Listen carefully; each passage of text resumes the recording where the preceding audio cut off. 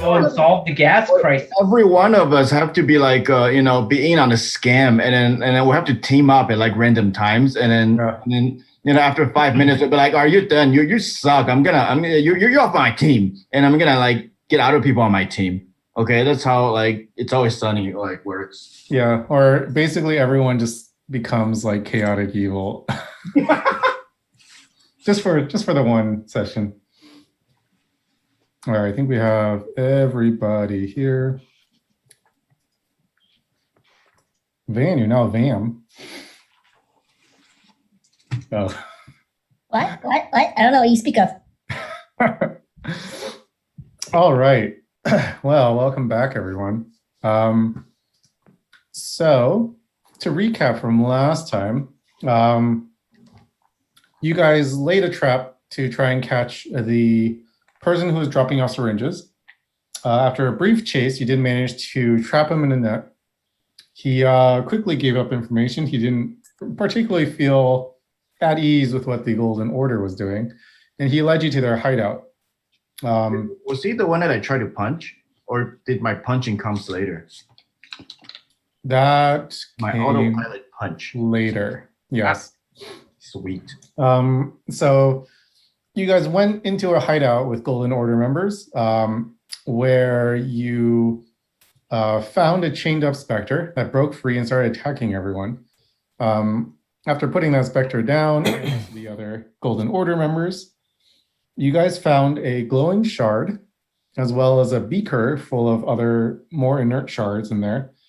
You also found a secret door leading to what appeared to be a Golden Order member kind of mid-transformation into a Spectre. You also found a binder with the World Order seal on the spine and a name on the inside, Laveau. And you guys just got back to HQ, and that's where we stopped last time. So you guys are, we'll say you guys are in HQ, in Foxton's office, and we can pick it up from there.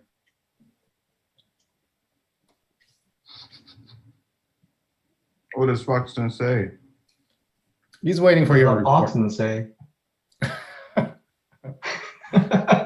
Ding, ding, ding, ding, ding, ding, ding. Yeah, he just welcomes you back. He's like, "Oh, what did you all find?" With all due respect, sir, I tried to punch something, but I didn't. Yeah. Why would you report Okay. that? What is it? He looks at you with a baffled look and just goes, "Okay." Anyone else have something productive to report? Found a chained up Spectre that conveniently escaped as soon as we got there. That is convenient. Where was the Spectre? At a hideout of crap, I forgot their name already. The Order. The Golden Order. Golden Order. I see. Did you find anything useful there? Yes. There is this I know that they're golden. weird blue shard. I touched it and it hurt. That's right. That's right. There was also a dude who was mid-transformation. Did we just leave him? Did we kill him? What do we do with that guy? Pretty sure we killed him. Yeah, I'm pretty sure you killed him. Okay, we killed the guy who was mid-transformation. Have you seen that tattoo symbol anywhere else? No, I haven't. Such as a large tablet? I have not. I've never seen anything like it. I've only seen it on the people you brought in, the people you apprehended. Do you know anything of a flying ship? A flying ship? Yeah. I saw these visions when I touched that blue shard. Yeah, we're gonna have to get you. He looks concerned. We're gonna have to get you up to the lab. No, I'm perfectly fine. Are you? I'm fine. Are you certain? Well, let's get the shard you found up there. I think we need to take a closer look at that. Can I touch it? No. I just go ahead and try to reach for it. Does anybody stop me? I don't know that it's out in the open right now, though. I hope whatever box it is, they're trying to touch it. Are you trying to grab it? I think it's in Chloris's possession right now. Yes. Like whatever Chorus is, I just like if Chorus is holding like this, I just like try to open it and try to touch it. I'm pretty Go sure for it's it. actually sealed up right now. I think you put it in a glass container. Damn it. So you can paw at the glass container. Is there something I should roll for? Is there like a roll for pawing? No, you can just paw at it. Does the name Laveau mean anything to you?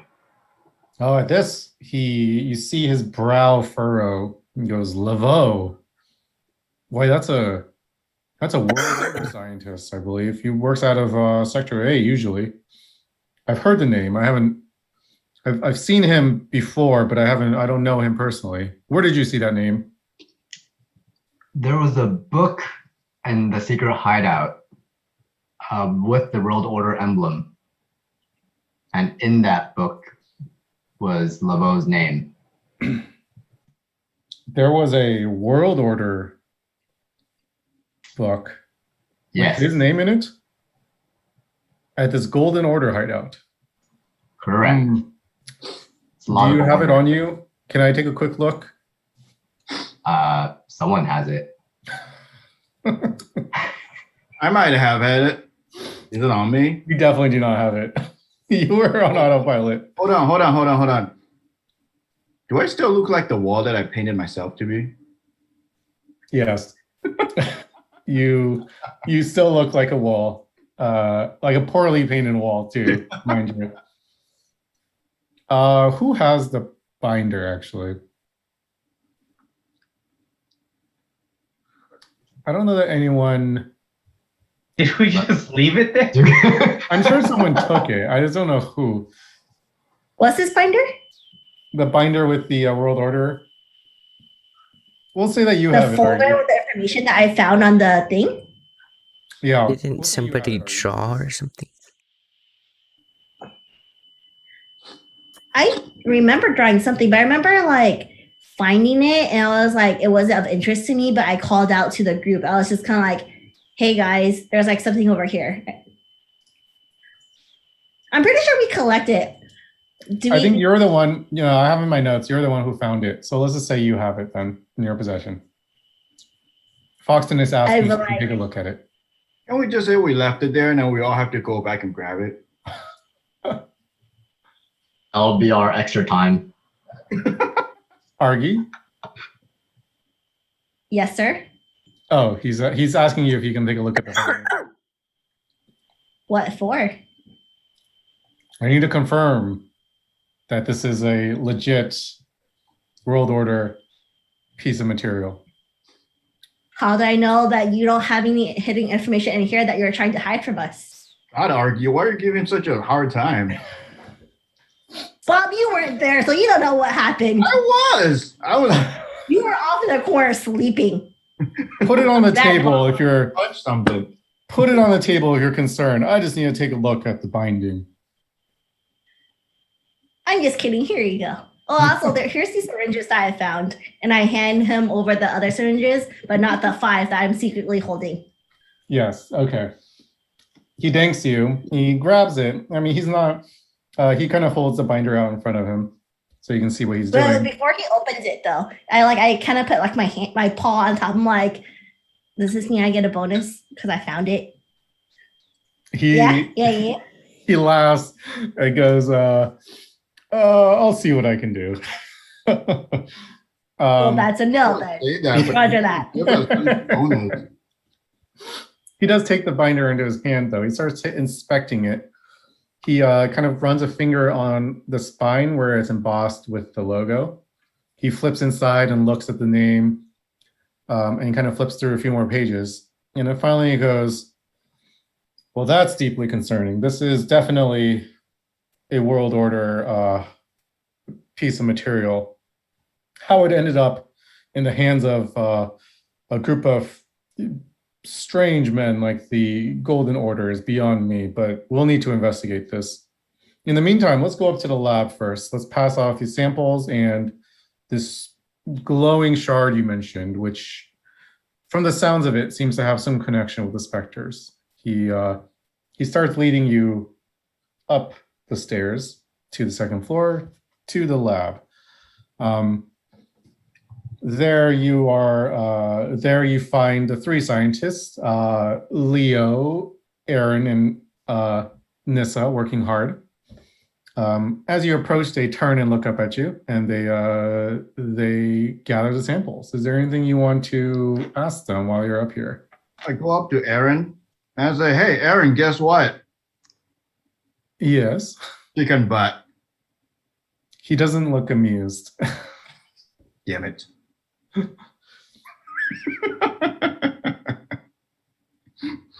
I used to know an Aaron. He would have said chicken butt. He disappointed me. It's a different Aaron. There's only one. There's only one A in his name. Can you give him the blue shard?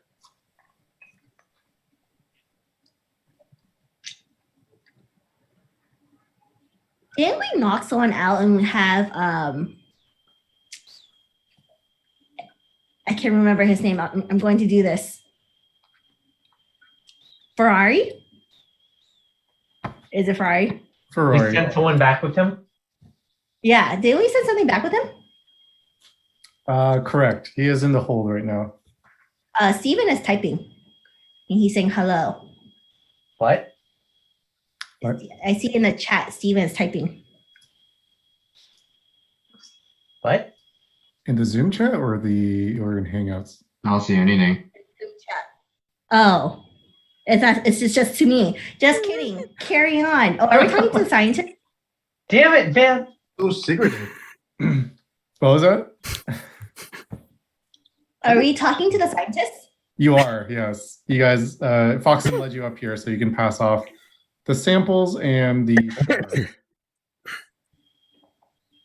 We gave them like a body to work with a while, like last time, didn't we? We give them a lot of things to work with. I like stare at them. I'm like, you guys made progress now, right? Where are the results? We have. And at this, Leo kind of chimes in very timidly, and he like kind of points you to a drawing that he's done of the corpse that you have brought in. And he says, "Look over here. You can see that there is a fascinating reaction, or there's like this part here." And he kind of points to like a drawing of a brain. And he's like, "This part here has been enlarged. You can see it's clearly reacting to something. So there's some strange, presumably psychological and physiological change that occurs. From what we can gather, it appears the color of the specter has it reacts differently for each person, and that determines the color of what the flames that come out of these specters. And these samples you brought in, these you found at a hideout? Yes. Fascinating. He like kind of grabs one and just starts kind of gets lost in it. He starts like looking at it very closely, holding it. Dare you to drink it. Drink this? No. It must be tested. I'll give you 1 gold if you drink it. Someone is getting paid. I'm no beggar. 1 shiny gold. I'm a man of I know science. you aren't paid well in this institution. He kind of huffs off to a corner. He's like, "Hmm." And he takes a syringe with him and starts looking at it. I put his picture up on the fridge. His drawing. on a fridge. On, I don't know, some nearby fridge. Okay. You magically find a fridge nearby and you attach it to it. Bridge things that they keep in like specimen with. Fridge, freezer, chest kind of thing. Yeah, there are some around. Yeah, you see some. There are places. There is a fridge nearby, and I guess you somehow attach it to it. I don't know that I mean, magnets. I use a magnet. Sure. Magnets are really a thing in this world. Really, there's no magnetism in this world. Then how does this road have atmosphere? How do animals navigate? Fine, you find a magnet.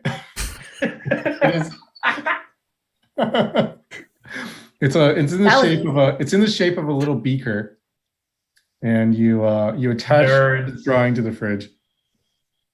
Leo looks proud. So I touched the shard that you guys have, and it gave me a bunch of visions. Boston told me to get my brain checked out. Nissa looks at you with this like crazy look. She's like, "You touched this thing? Yeah. Are you okay?" I didn't want them to have it.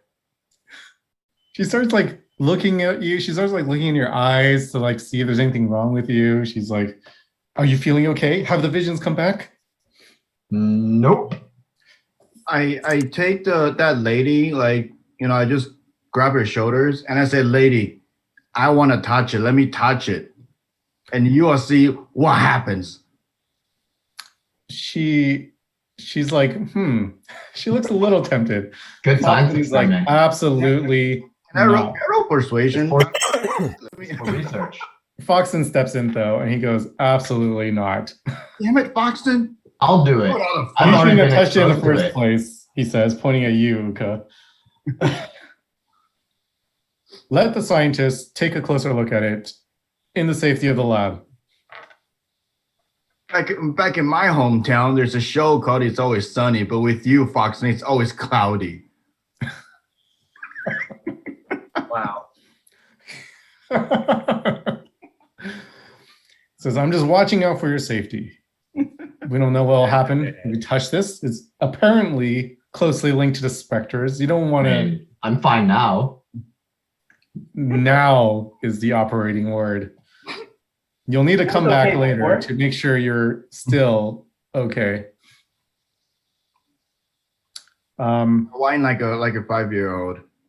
Oh, never let me do anything. For like 5 minutes. Ignores you.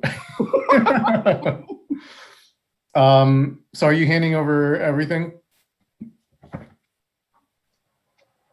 guess so. I believe What do we Koros. have? I think Koros was in possession of the shards and the solution that you found. That is correct. Yes. So what would you like to do with everything? I'm going to turn things over to the researchers. Great. So Nisa puts the jar that had the glowing shard, which is still glowing. She puts it on a nearby table, like gingerly, and then puts a even larger, a comically large bell jar over that one to cover it up even more. The solution with the inert shards she puts on a nearby table and also covers up with a different jar just to kind of protect it. And then she says, "Thank you so much for this. We'll take a closer look and see what we can find." Just let me touch it and you'll know what you can find. Foxton kind of just puts a big heavy hand on his shoulder and says, "That's enough. Out." Damn it, Foxton. he I just mutter it. he kind of walks you all downstairs again. But then now he says, "Okay, back to the matter at hand. Laveau, I know he does have a lab that he runs out of Sector F. I think we'll need to pay it a visit. And this time I'm tagging along. I need to see for myself what the world order is up to exactly." Let's go. Take over the world, maybe? Before we go, if you need to take care of any last minute business, now's the time to do it. Otherwise, we can head out.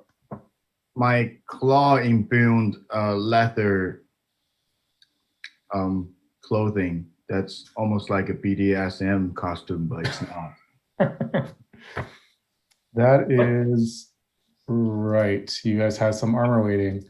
So do you want to make a stop by with Armor champs first. How much?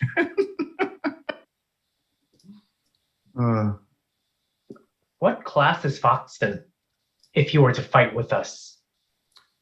Foxton is a. Let me see if I wrote it down here.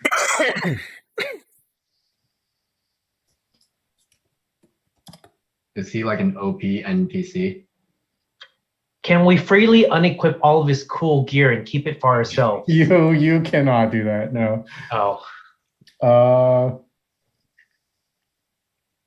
He would be. I guess the closest thing is like a. It's kind of a mix of like a paladin and barbarian. okay. He uses a giant hammer. So we send him in first. Oh, geez, what happens if he dies in combat? Oh, no. Well, things will happen. Get a new boss. All right. So you guys want to go and Armor pick up your champs? armor champs? Okay. Foxton does tag along with you, just so you guys can go after. You run your errands. Ferrari takes you over to armor champs. As you stroll in, you see Brad Smith stroll up and goes, "Oh, welcome back. Good timing. I got your sweet armor upgrades ready." As I go over and I just dances with my pack, I'm just like, "Oh, bro, put it on." So let me help you manage this equipment.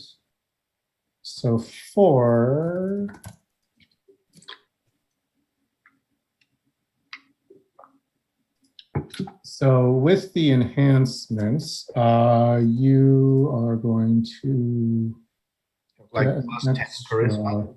Because I look just absolutely dashing. It doesn't let me override it for you. Let me see if I can get it.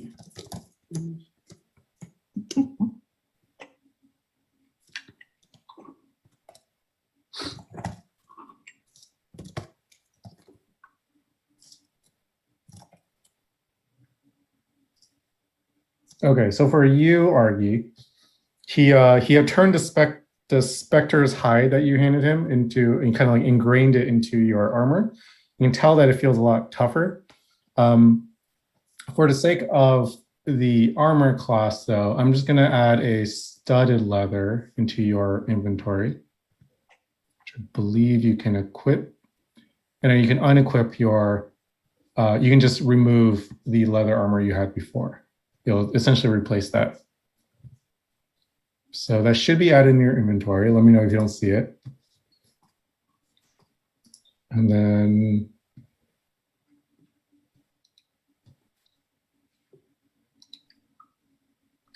it's the same thing for you, Bob. You should have a studded leather, right? That was already studded, so it's like double studded. Oh, it was already studded. Okay. Let me see. Oh. Is it supposed to be leather? Studded leather for you? Hi, Taz.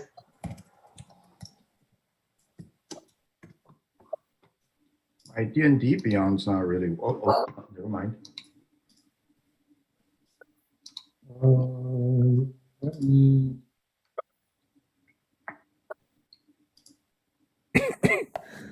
I don't see it. I only see just try refreshing it. It should be unequipped under your equipment.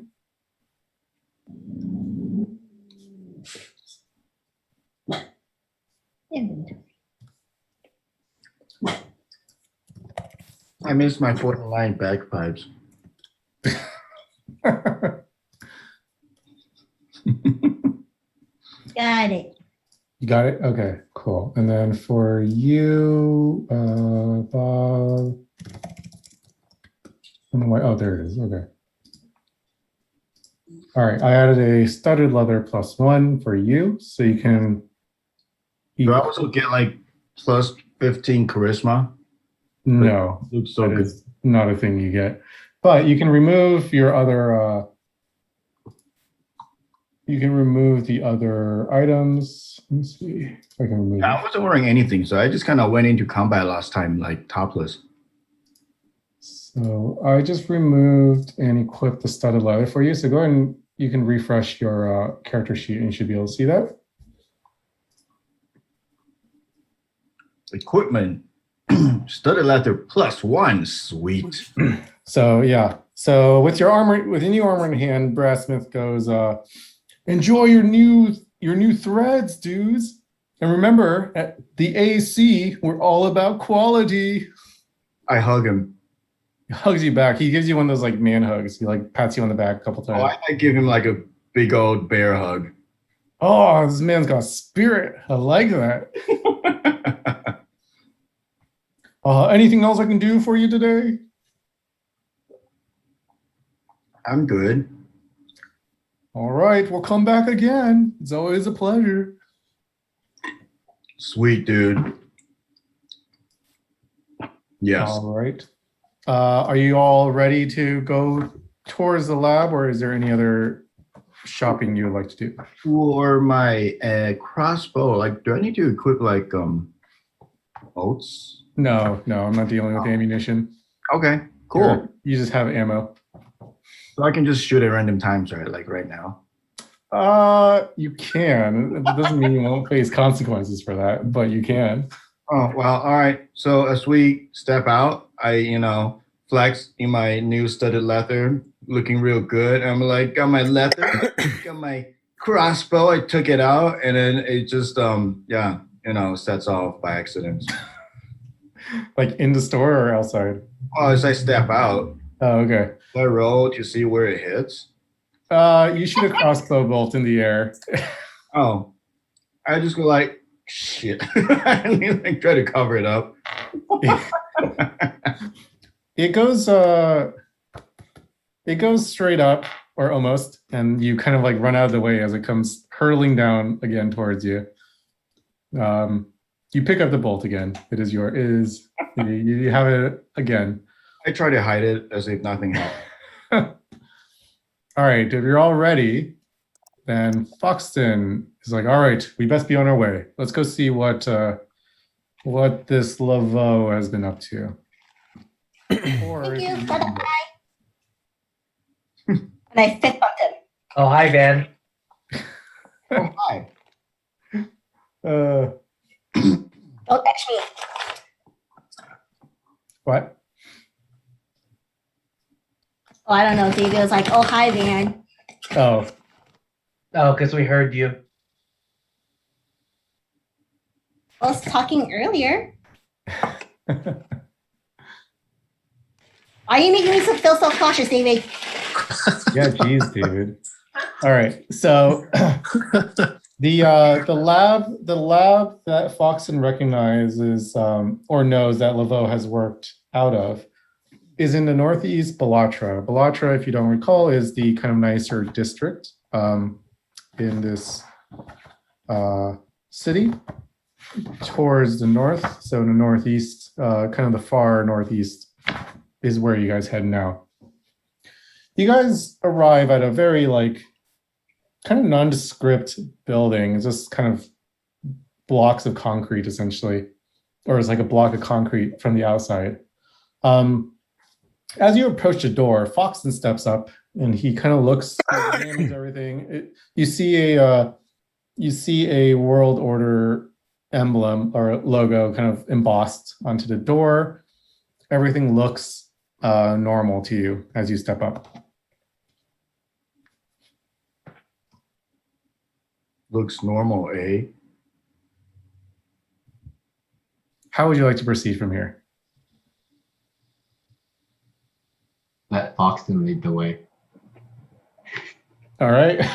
What's the security situation look like? You see a single guard outside, or right inside the doorway. Sorry. kind of peering in, you do see like a small window. It just seems like there's a little hallway, and then there are some like double doors a little bit further down. Wait, is this like an enemy territory or is this like our friendly territory? It is a lab. That's all you know. Oh, No sentries, no attendants, just no one. There is a single guard just inside the door. Oh, okay. And there is a person at what looks like a reception desk. Otherwise, no other people are around. There are a set of double doors, though, that you can see through the window at the end of a short hallway. Do they look competent? Roll perception. Uh-oh. Okay, here we go. Switching apps on the phone. Let's see if I can do this. Perception.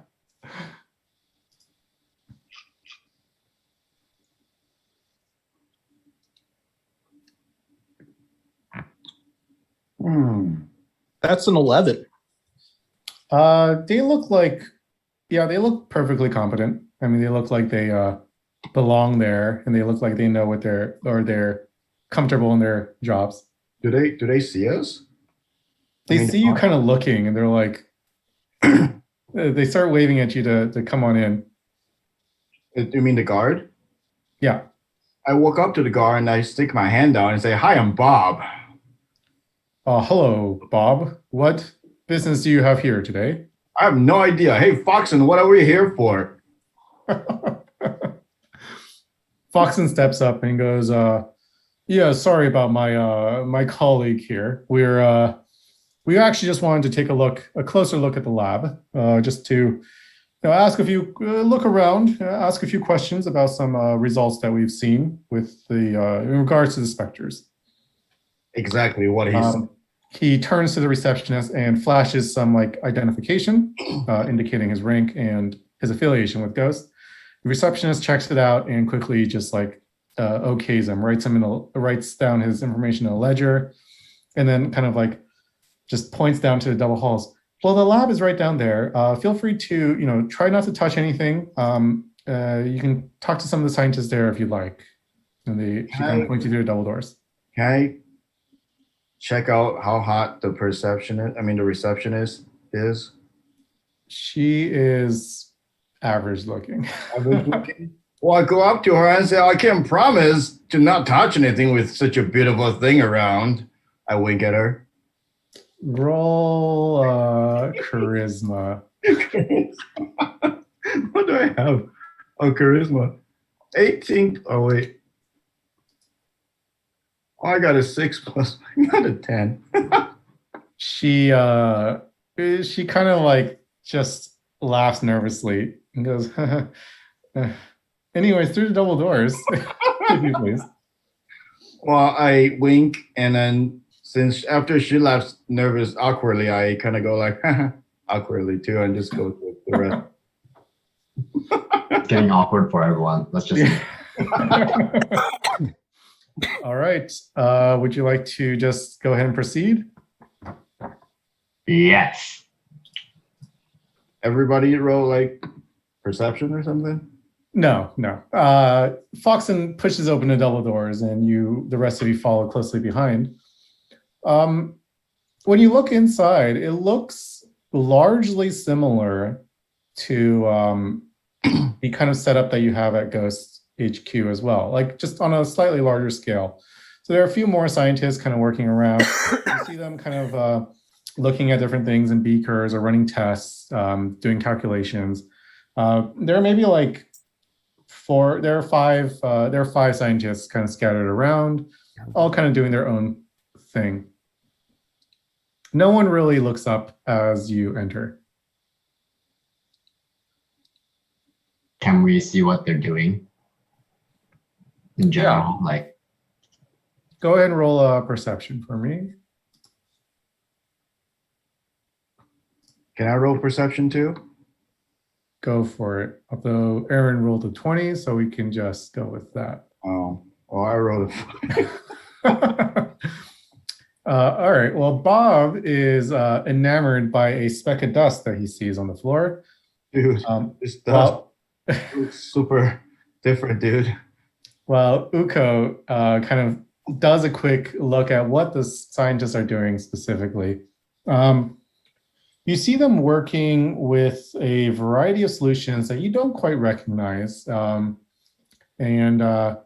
you do see one of them looking at, but you do notice one of them looking at a similar solution to what you had found in the hideout, which is a little beaker with some inert shards kind of sitting at the bottom. See, that person is like dropping some little drops of solution into it to see what happens, and they're like swirling it around and like writing down whatever observations they're making. So that's what you notice.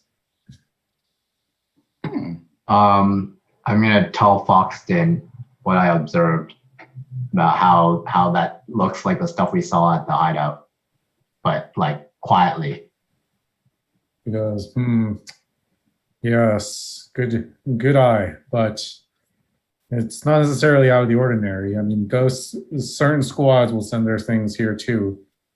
And as things get discovered, you know, the different labs process different things and collect all the information to Central. I'm not sure that anything really stands out just yet. Let's keep an eye out as we walk around.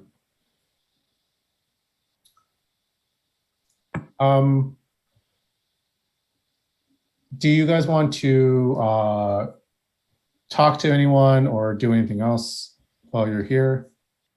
I want to go up to that scientist. Okay. And I'm gonna be like, excuse me, where did you get that? As you approach and start talking, you can see the scientist who's a female scientist. She's a half elf. She was like super deep into her thing, and as soon as you speak, she's like, she like, yeah, gets startled and turns around. Oh, I'm sorry, I didn't see you there. What was that again? Where did I get this?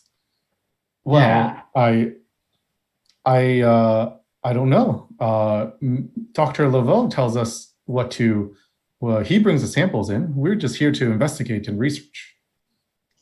Ah, okay. Have you found anything interesting about that? So far, no. It's not reacting to any of our normal like compounds. We're trying to see if it reacts to different like acids and bases, and nothing so far. No. Okay. Can I stealth like behind her? You want to sneak up behind her? She already saw you guys approach, or Uko already spoke, so she sees all of you. Hard, and then she's focused on Uko. I'm pretty sure she doesn't know how many people's around her. You can try. Go ahead and roll stealth. Oh, I got a 19 plus 4. I got a 23.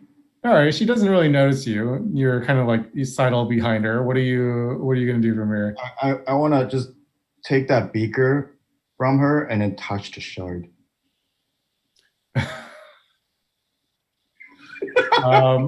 Okay. So so the stealth check is to get behind her, yes, or to go and sleight of hand. Yeah, you're gonna have to roll sleight of hand for the actual grabbing. Damn it! I only got 11 for sleight of hand. You're reaching for it, and you start like you get a hold of it, or you start to get your fingers around it, but she quickly like turns around and goes, "What are you doing? Don't touch the samples." Dang it! Sorry, he's a bit of a klepto.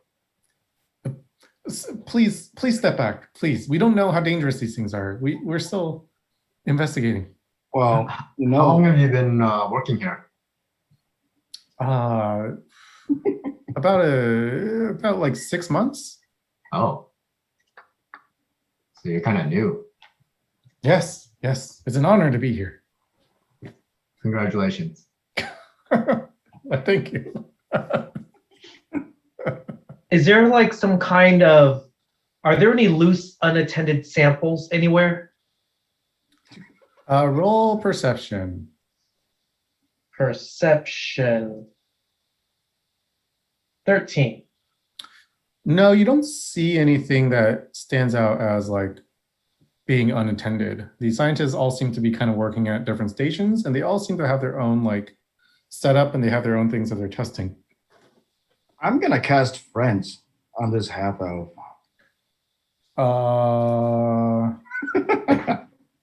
It's a Friends. cantrip. All right, what does that do again? For duration, I have advantage of all charisma check directed at one creature of my choice that isn't hostile toward me.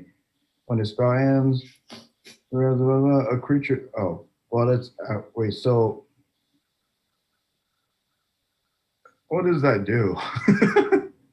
I guess if you want to do like charisma checks, you can do that with advantage. But after the spell ends, the person will realize that you use magic to influence their mood and will become hostile. Okay.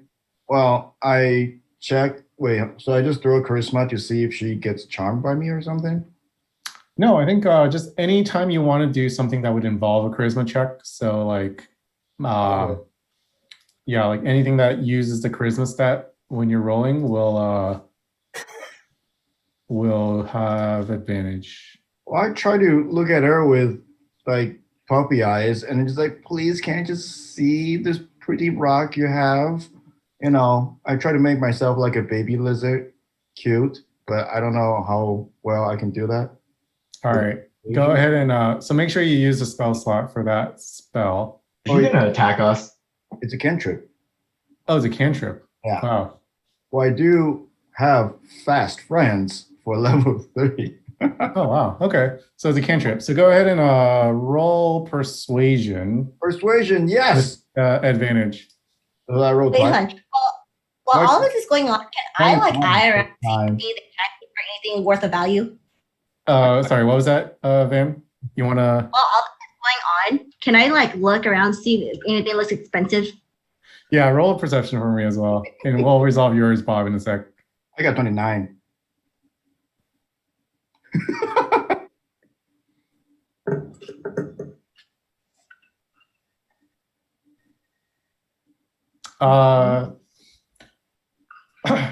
As you look around, you do see some equipment that looks like it could be of value if you were to resell it later. Are you going to try and swipe it? I am going to try to swipe it, but do I see any like potions? I'm gonna say yeah. You do see one kind of stoppered flask, kind of sitting on a counter, not like exactly unattended, but kind of like to the side of the table, and it's sitting along with some like other kind of just random like knickknack or random equipment, like little metallic pieces that you feel like could have some value. I steal it Go ahead and roll sleight of hand. with the 11. Oh, You manage to swipe. I'm gonna say you can manage since it's kind of like on the edge. You manage to swipe a couple small things, but not the flask of solution. Before the scientist kind of turns their attention towards your general direction. The items you stole can be converted into I'll say you can magically sell them for the sum of 5 gold. Wow. That's a lot. And then for you, you wanted to touch the shard, right? I want to just have her give me the beaker, and then I'm going to like just do this with the shard. You can take it out and touch it. She's swayed by your strange babyish lizard face and goes, all right. I mean, I've tested this enough, I guess, that it can probably be okay for you to touch one. She actually just uses tweezers to grab one of them out and like hands it over to you. I put my palms together, and then does anything happen when it touches me? She drops it into your palm and nothing happens. My face turns from like, Disney-esque, like big eyes, and slowly goes back to my regular sexy avatar face, the face that my avatar has, and I'm just sorely very disappointed. You do recall from last time when you were on autopilot, because you weren't here, so you don't remember this. But there was a similar solution with inert shards in there, and the magical properties were greatly diminished from what the people in your party could tell. You recall this suddenly from your half-awake stupor that you were in last time, and you disappointedly returned the shard. Damn it. Well, I give it back to her and I say, well, if I can get her number, I guess that will be the day. So I still hit on her, but very disappointedly. There's no phones in this. Whatever, like her pigeon letter address. All right, go ahead and roll a charisma check. Just Charisma. Charisma. My With advantage. my yeah, it only works for like 1 minute. Oh, natty 20. All right. She's like, oh, well, yeah, come find me at the lab later. We'll talk. After this, she's gonna know I used friends on her. Yeah, she's not gonna hold you up to that. All right. I'll say it hasn't quite been a minute yet. So what would anyone else like to do during this time? Hardly stole stuff. If no one else is doing anything, can we scan the room for like anything of magical properties? Not necessarily me, but someone else with good arcana.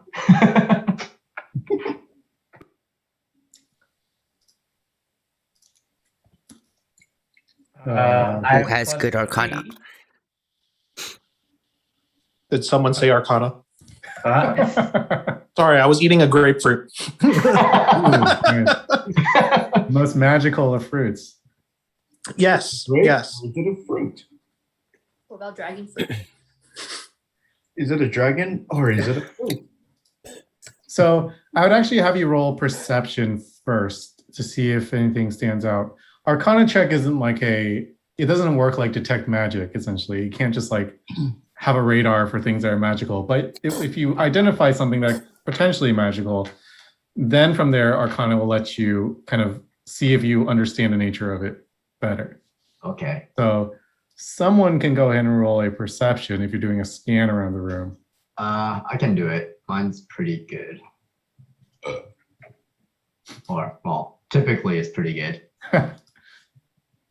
Oh, I see.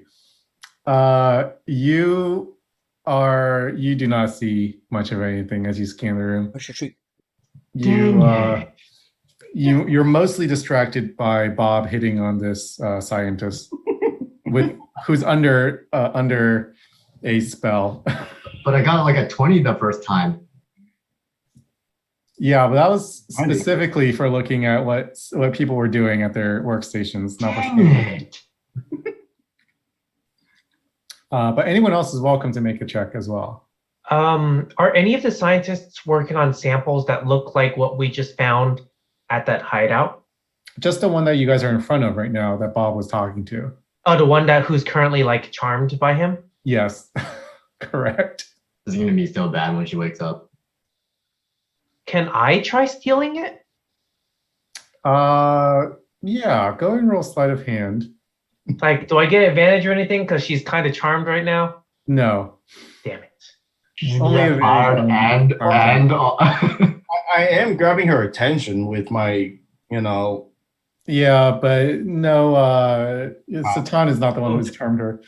Oof. Yeah, you seem to have some issues with depth perception, and you just like completely miss. I just reach out. Oh, and grab no. nothing. You grab the air next to the beaker. My snake eyes have failed me again. Snake. Snake. Did you roll your S's when you said snake eyes? I saw the snake eyes. As you kind of finish talking to this woman, go ahead and roll a. Everyone, go ahead and roll another perception check for me. Perception. I rolled a 1 plus 3. Wow. 24. Nice. 22. Okay, so basically, the people who were kind of like dicking around here in front of the scientists don't notice anything, but everyone else, you guys actually notice in the back as you're kind of like looking around, you notice a kind of portly scientist kind of go into this into a door in the back with a giant sign that says "Danger, keep out," in caps. Did he look like he was capable of handling danger? Yeah. So as you see him slip in, Foxton has also noticed it, and he sees the three of you. He sees Jito, Koros, and Argy kind of looking in the same direction, and he says, "I believe that was Laveau, if I'm not mistaken." I shall walk towards that area and tailgate him. You do hear kind of a, he closes the door behind him. As you reach the door, you do notice that it has been locked from the other side. Argy, work your magic.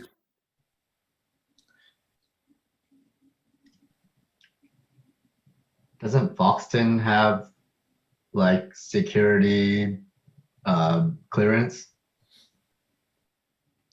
No, not quite. Why did we bring you? Where's the closest security guard? The security guard is still where you left him, outside on the other side of the double doors. Everyone in here seems to be a scientist. That's the only guard? Yeah. All right. I'm going to go up to the security guard and I'm going to cast suggestion on him. And I'm going to ask him to let us through the door. All right. And that is that a check on my end? So you need to roll a wisdom saving throw. Okay. I rolled a 3. So that goes right. through. What is your suggestion? Open the door? Yeah. Let us through the door. Don't just open it, but take us through the door in case someone asks us what we're doing. Escort us. Yes, escort. That's the word I'm looking for. Got it. Okay, and you get a sentence or two. All right.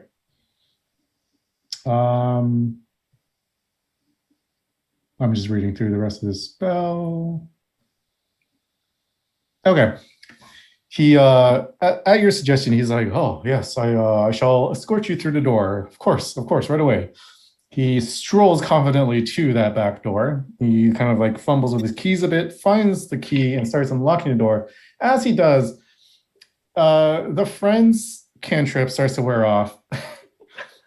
And the scientist is starting to like shake it off, and she starts glaring at you, Bob, and goes, "What the fuck did you do to me?"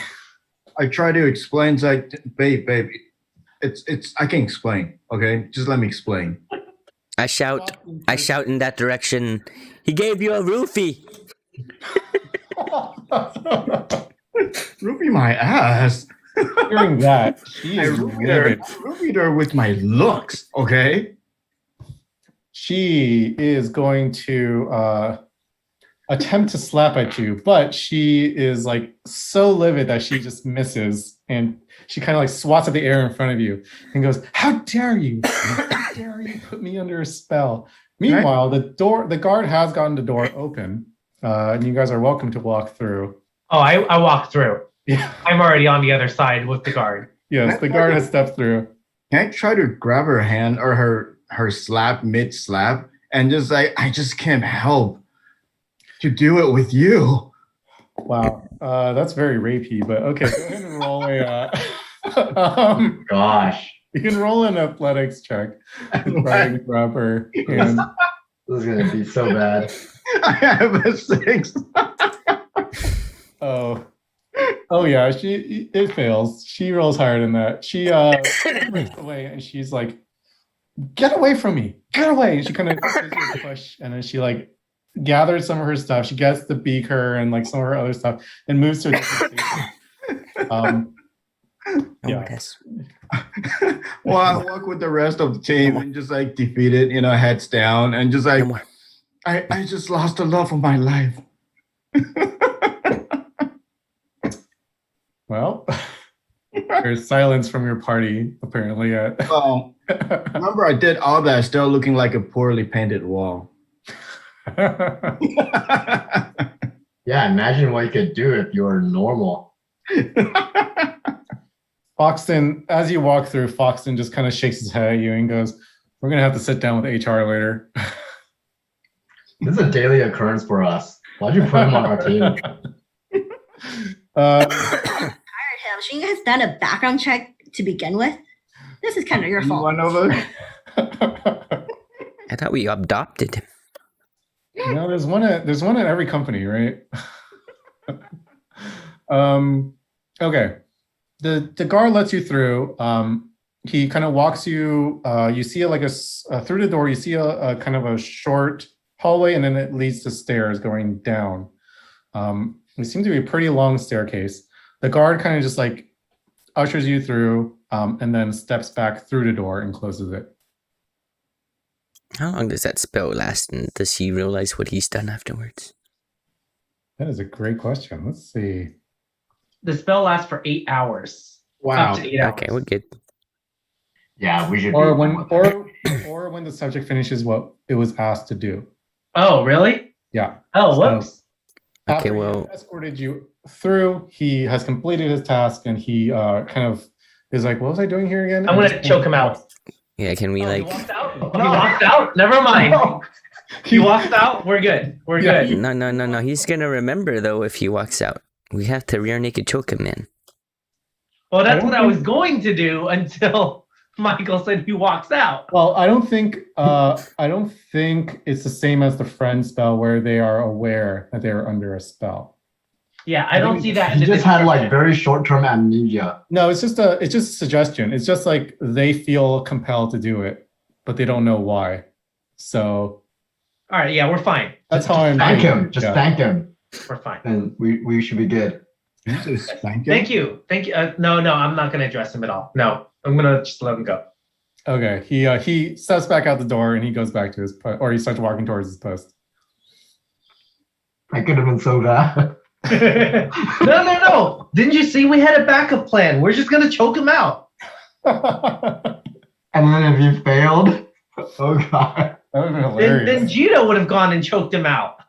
We have a lot of options. We've got Fox in here too. So many people could have tried choking him out. It's just a whole chain of people choking him out. Yes. I have a +3 to my strength. I just imagine him breaking off like 6 chokeholds in a row. Yeah. Just double armbar him and somebody else chokes him out. Oh man. All right. Oh, we're good. We're good. Every one of you I look failed. like Aaron trying to play Smash Brothers, doing like instant counters. 6 times I roll. All right. Let me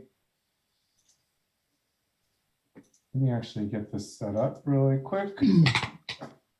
So as you guys want to walk down these long set of stairs, you do end up in kind of a basement level.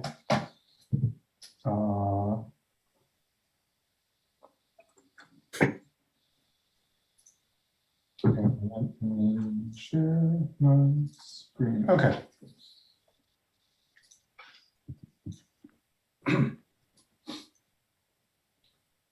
You want Those stairs weren't there. What? If those stairs weren't there. You guys are walking down the stairs. This is what you see when you reach the bottom. The stairs are just going back up. Got escorted down the So at the bottom of these stairs, you see kind of a very dimly lit hallway in front of you. But I believe almost all of you have a dark vision except for Chorus. Is that right? Yep. Correcto. Would anyone like to help him out? Otherwise, your spells is limited to about. Yeah. Let me see which spell I want to use. So many choices. We can. What do I have? Do you want a torch? Sure. I have prestige. Alright, here we go. I'm gonna use this spell. It's called Daylight. Oh my god. It sounds like overkill. What do you want it on? On this torch. Yes, I'll put it on the torch. All A right. 60-foot radius sphere of light spreads out from that item. And Damn. All right. the light shines from the object and moves with it, completely covering the affected object with an opaque object, such as a boat or home blocks the light. If any of the spell's area overlaps with an area of darkness created by a spell of third level or lower, the spell that created darkness is dispelled. Oh, that's crazy. Well, as he does that, and then because since we didn't talk about it, and I did my prestidigitation thing, I can make sparks, showers of sparks. Okay. So now there's a super extra, super bright torch in front of you. The entire hallway is illuminated pretty much. Just a very bright sparkler right now. Yeah. You see down a long hallway in front of you. And you notice that there are 4 doors, 2 on each side of the hallway. And then there are a pair of double doors at the very far end.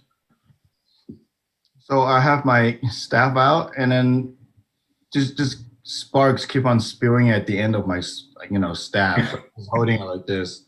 All right. All right. And yeah, I am not stopping the spark. So it's a huge sparkling stick right now.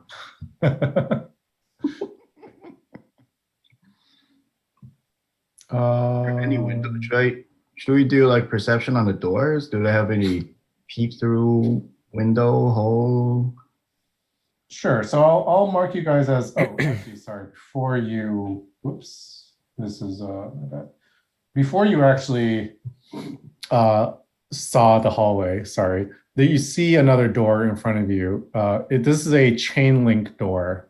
So you do see through it, but you encounter a chain link door right in front of you that says danger, hazardous materials in all caps. The door appears to be locked.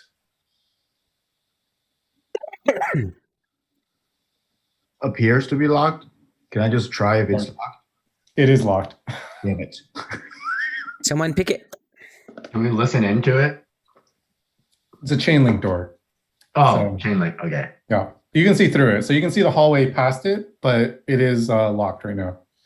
You see some like barbed wire running along the very top, like kind of right up against the ceiling. And then, yeah, the giant sign that says danger, hazardous materials. We could just clip through it. Good. How would you like to proceed, though? Well, I'll have a sword. Austin, what do you think? What should you do? I think it's hammer time. I'm not going to hammer this door. Why don't you one of you pick it? I have a miner's pick. Oh, that's me. I can pick it. I step up. I'm like, that's my job. Step Oh. aside, fools. Roll a sleight of hand for me. Let me. Why can I not unfull screen?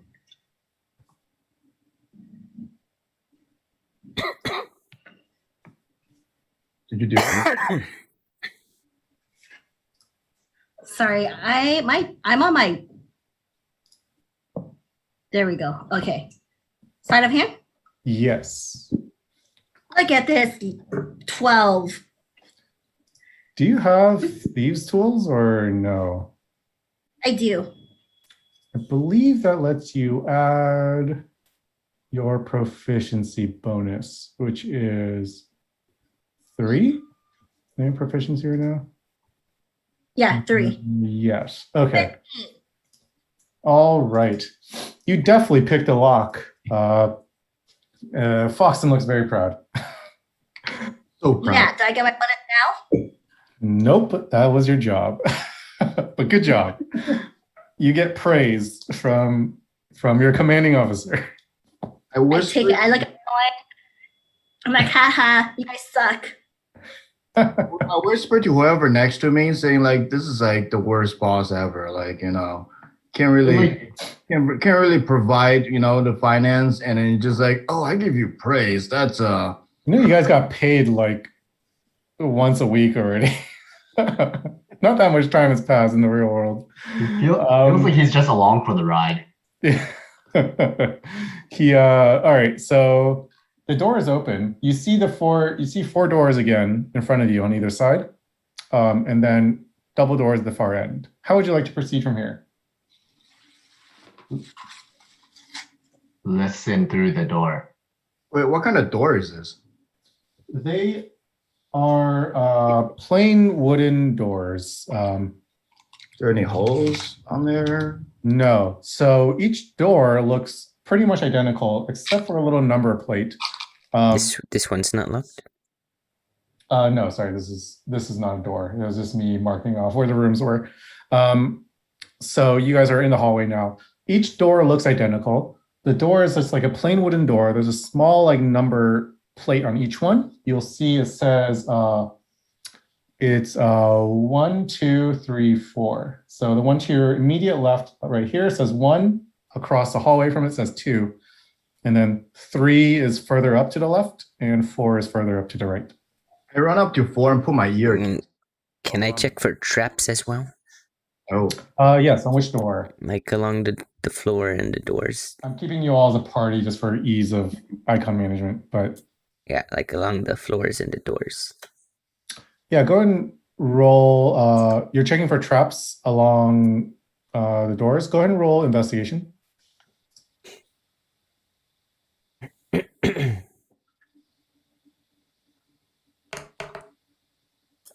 It looks clear, guys. It certainly does. Well, I go up to number 4 and put my ear against it. You see? Roll perception. Perception. Wait, do I not step into anything? Cool. You're just putting the same thing too. You're just putting your ear to it, right? If you're putting your ear to it, it's perception to see what you hear. You hear nothing. Wow. I'm gonna do the same to door 2. All right, roll perception. You're just listening in, right? Correct. I rolled a natty 20 on the most useless crap. You hear absolutely nothing. There's no sound. Were you guys here? I think this one's empty. Maybe we should check it out while no one's there. Try the door. I heard nothing too. Can I try to open the door? The door swings open. I wanna. This is door 2, right? Wait, I don't want to open it super wide. I just want to like peer inside slowly. Okay, so inside you find or what you can see as you're peering in, it's like a crack here, is an empty room. It seems to be tiled. It's just like this plain white tile in little squares, just tiled all around the room on the floor. And the walls are just plain and white as well. Appears to be nothing that you can see from where you're standing. Open it all the way. Okay. You open the door all the way, and inside, you see an empty room. Guys, this is strange. It's just empty and tiled up. I think they're keeping specters in these rooms. I It's agree. hard to Yeah. open all the way up the door number 2. I opened door number 4 all the way too. Actually, before that, are you going to do anything now that the door's open? I am not stepping in. All right. I So am staying right here. you want to open door number 4? Yes, all the way. Okay. The door also swings open, and inside you find Gold. Damn no, it. you find another seemingly just another empty tiled room. This one looks identical to the other one that was just opened. Well, I I have some cat treats I have on me. Yeah, what? You have cat treats? Yeah, it's been on me since the first day I joined. And let's see, where's my equipment? Other possessions, or what is it? Yes, in my other possessions, I wrote cat treats. So I'm just gonna scatter some cat treats to see if I trigger anything in there. All right, you scatter some cat treats on the ground and nothing happens. There are cat treats on the ground. I go in there. I'll ask Koros if he can scan for any residual magical like essence. Essence. Let's see. Should I roll perception first? Yes, go ahead and roll perception first, please. Alrighty, let's go with a perception roll. 21. And sorry, which room are you looking in? 2 or 4? That's 2. Okay. You don't see anything that stands out as magical, but with that perception, sorry, what was your roll again? 22, you said? 21. As you're scanning the room, though, you do notice something seems a little off in the far corner. Oh. Off as in visual appearance, or is there some kind of weird bent to the reality there? No, nothing like that. Nothing that seems magical. Just like the ground. There's something on the ground, kind of off to the in the corner. Which I'm corner? going to walk over to it. All right. As you walk to that corner, and it's going to be this corner here, you find that there is such a uniform like tiling on the ground, but you did see from the doorway that there is a large like section, like a shard or like a triangle essentially of a tile missing from the corner. Poke it. Well, I'm in room 4 though. Well, it's missing. Let's see. Are there any like fissures or cracks where Investigate the it. section is missing? Well, I guess I'll investigate. Yeah. Yeah, roll an investigation check. Well, I joined the party after picking up the cat treats. Not good. It's only a 9.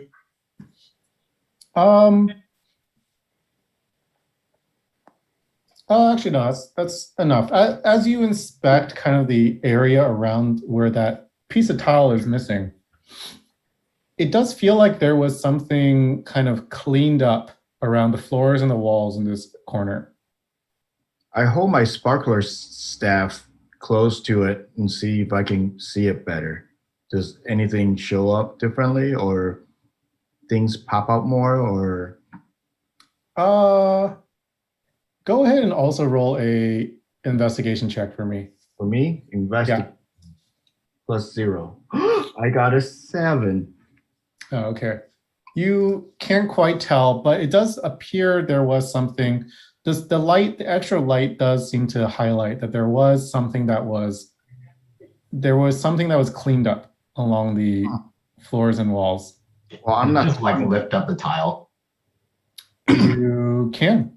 You pick up the chip tile. It actually just comes right off. On the back side of the tile, you see kind of scratched into the back of the tile you see the words "help us" scratched into the back. Oh, cheery. Yep, definitely keeping people here. Wait, how big is the tile? Is it like a mosaic, small ass tile? Or? No, it's not tiny tiles. They're probably like a good, like, I don't know, 5 by 5 inches or so. They're like square. They're like that big. So like a chunk was missing from one of the tiles, and then on the back of whatever was remaining, you see scratched in the back. Help. Hey, Hunter, can you pick up a scent?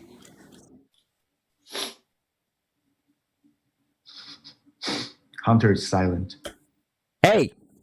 Shit, man. Sorry, I was on mute. What do I roll for that? What are you trying to do exactly? Like pick up. I guess he wants me to pick up the scent of a person, see where they went. I guess. Go ahead and roll survival.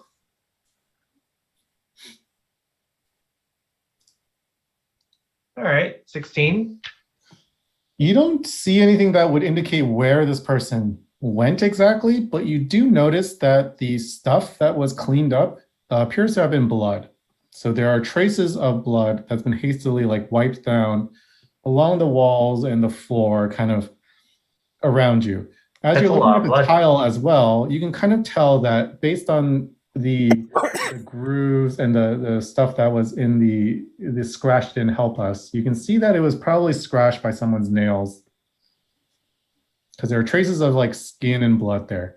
However, it seems to be kind of mostly localized in this corner. So you don't see traces of the blood kind of like leading out of the room or anything. There's no like trail. Can he tell what kind of race scratched it? Like, was it a Dragonborn? Was it a Khajiit?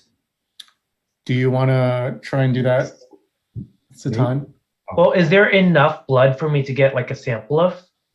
No, because it was cleaned up. You see trace amounts of it, and you can see you recognize kind of the that look of it, but you don't. There's nothing that you can like collect. I see. All right. Well, like, can I tell what race it is just based on this trace blood evidence? Roll a nature check. Okay. 22. Based on just like the odor and like the general look of it, like even with the trace amount, with your experience as a ranger, you can tell that it was some kind of humanoid. It wasn't like an animal. Humanoid, guys. Yeah. They're keeping humanoid. Huh. Humanoid. We're all humanoid. Yes. We check the other rooms. Yeah. Where would you like to check? Room number 1. Or Well, you're outside a door. What would you like to do from here?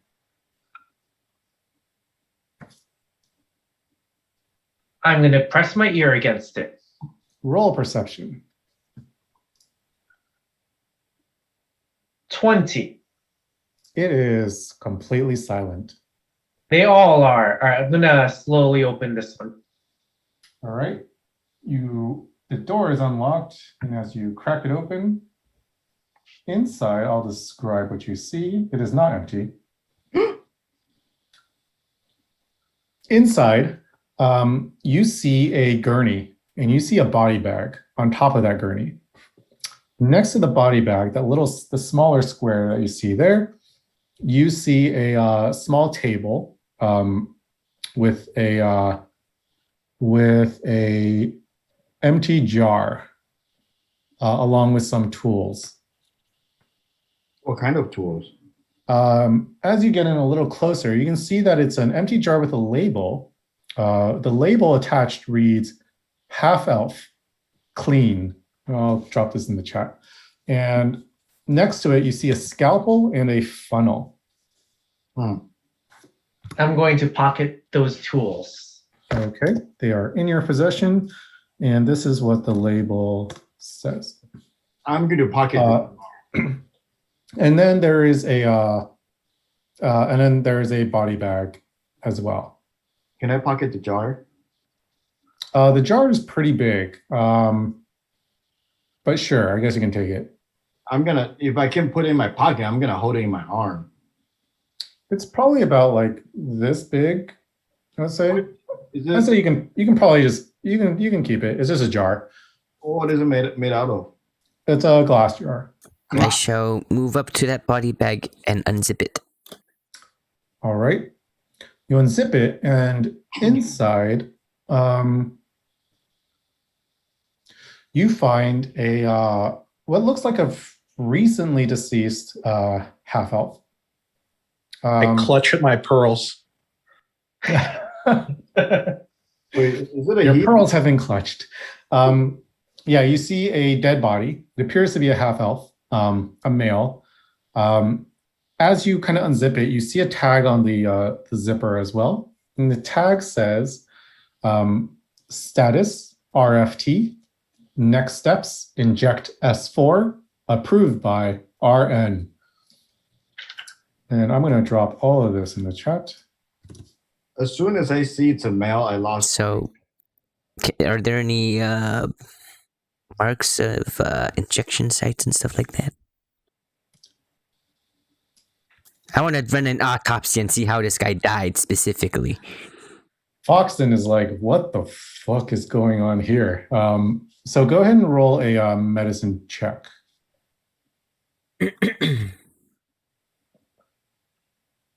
Well, as soon as I see it's a boy in the bag, I lost all interest. So I started scanning the room to see if I catch anything.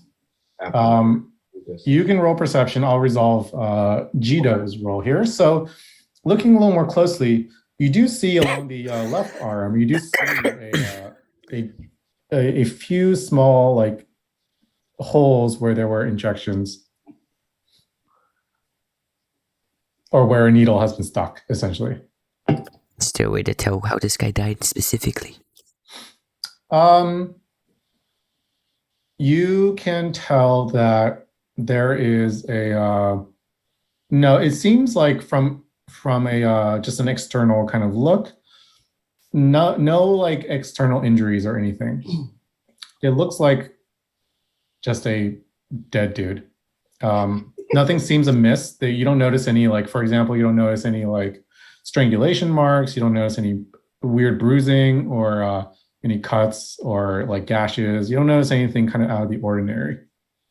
I want to cast Spare the Dying and see if it has any effect. What in the world does that do? Let's see. Spare the Dying. Commune with the dead. Let's spare the dying. It's a cantrip. You touch a living creature that has 0 hit points. The creature becomes stable. Has no effect on undead or constructs.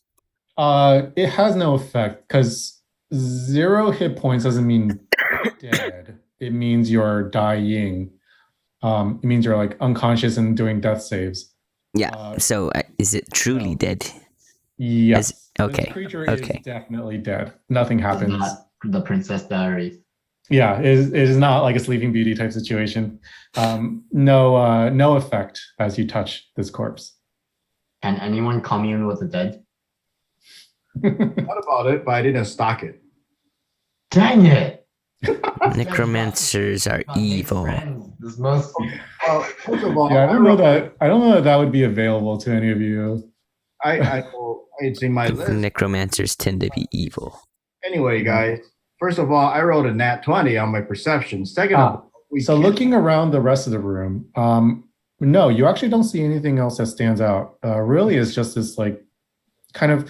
But you do notice it does feel like, based on the positioning of the gurney, this person was kind of like kind of wheeled in here haphazardly, somewhat. Like it's not like kind of positioned in a nice like aligned way. Everything's kind of just like it feels like it was kind of wheeled in here haphazardly. Well, after I share my perception check, I share with my opinion that we could take a long rest here, so I can restock my spell with the dead. You cannot take a long rest here. I am sorry. A long rest requires you to camp out for 8 hours, so you cannot hang out here for 8 hours. 8 hours. I shall. Foxton, if the initials RN, if he recognizes the initials RN. Foxton has been jotting down in a small notebook. He's like, no, I don't know who this could be, but I'm gonna dig into it. RN must be. If this is some kind of secret lab facility, then it must be connected, presumably to the main lab in Sector A. But I'll see what I can dig up. Name that starts with an R. I don't know all the scientists who work in the main lab. Unfortunately, I haven't been there often, rarely. Where do you go? Gosh. Hey, how do you know this guy's a scientist? I don't, but I'm just making I'm guessing based on the fact that we're under a lab. I'll start there, but I'll if I don't find anything from there, I'll expand my search. I shall say a prayer for this poor man. Oh, Thor, please be with this drug addict. He did not know. Be with him and take him into your arms and good grace. And then I shall leave into the hall. All right. You say a prayer. You feel like it has been received by your deity. All right, room 3. Yeah, Yeah. last room. Let's do it. All right. You might want to look at the other room too, though, because we didn't perceive it, yeah. You do not look into the other room, correct? Oh, for like signs of blood or anything? All right, I will perceive into the room. Oh, you're looking into room 4? 23. Ah, nice. Okay, so in the door, through door 4, it is a empty, like, tiled room. You don't notice any, like, shards missing or anything from the tiles, but you do find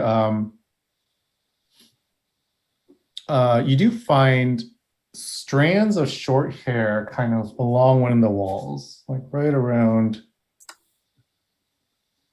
here. Like you notice with a perception of height from the doorway, you can tell that there's something on the ground. As you get closer, you find some strands of kind of, just short hair kind of strewn about. I'm gonna pocket some of the hair. Is DNA a thing that is discovered in this world? No. Huntard should be able to figure out if it's a beast, yeah? Yeah, I can at least do that. Roll Let me nature for see me. some of those hairs first before you pocket them.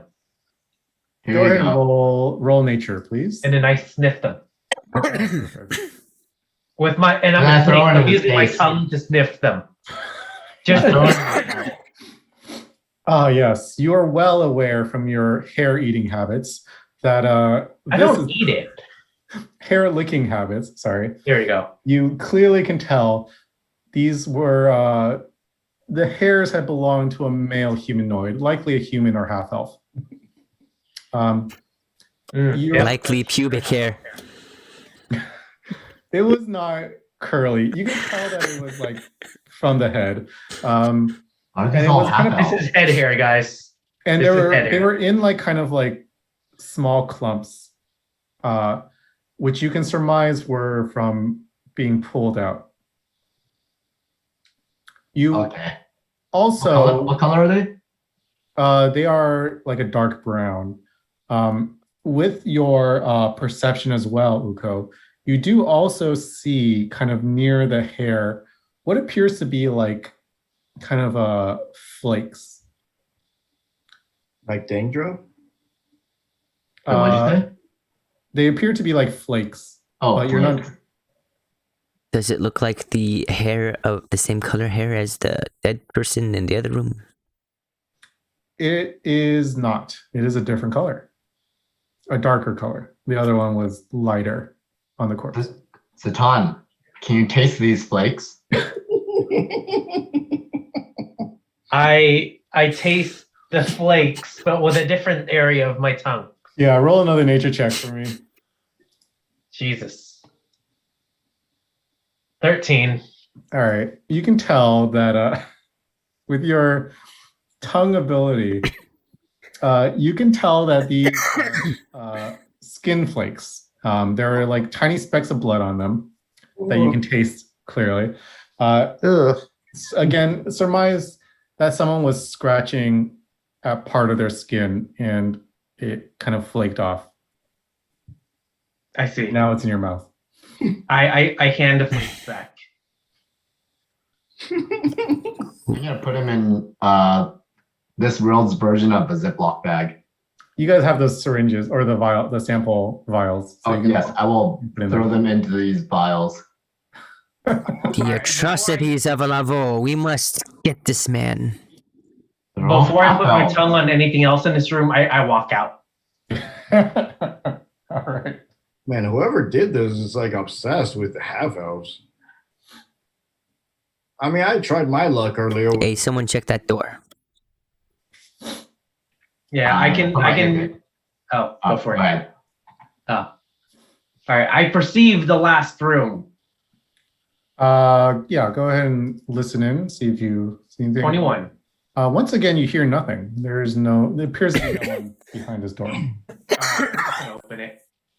You open it. I mean, the one time you shouldn't have. Oops, hold on. It's a trap. It's a dark.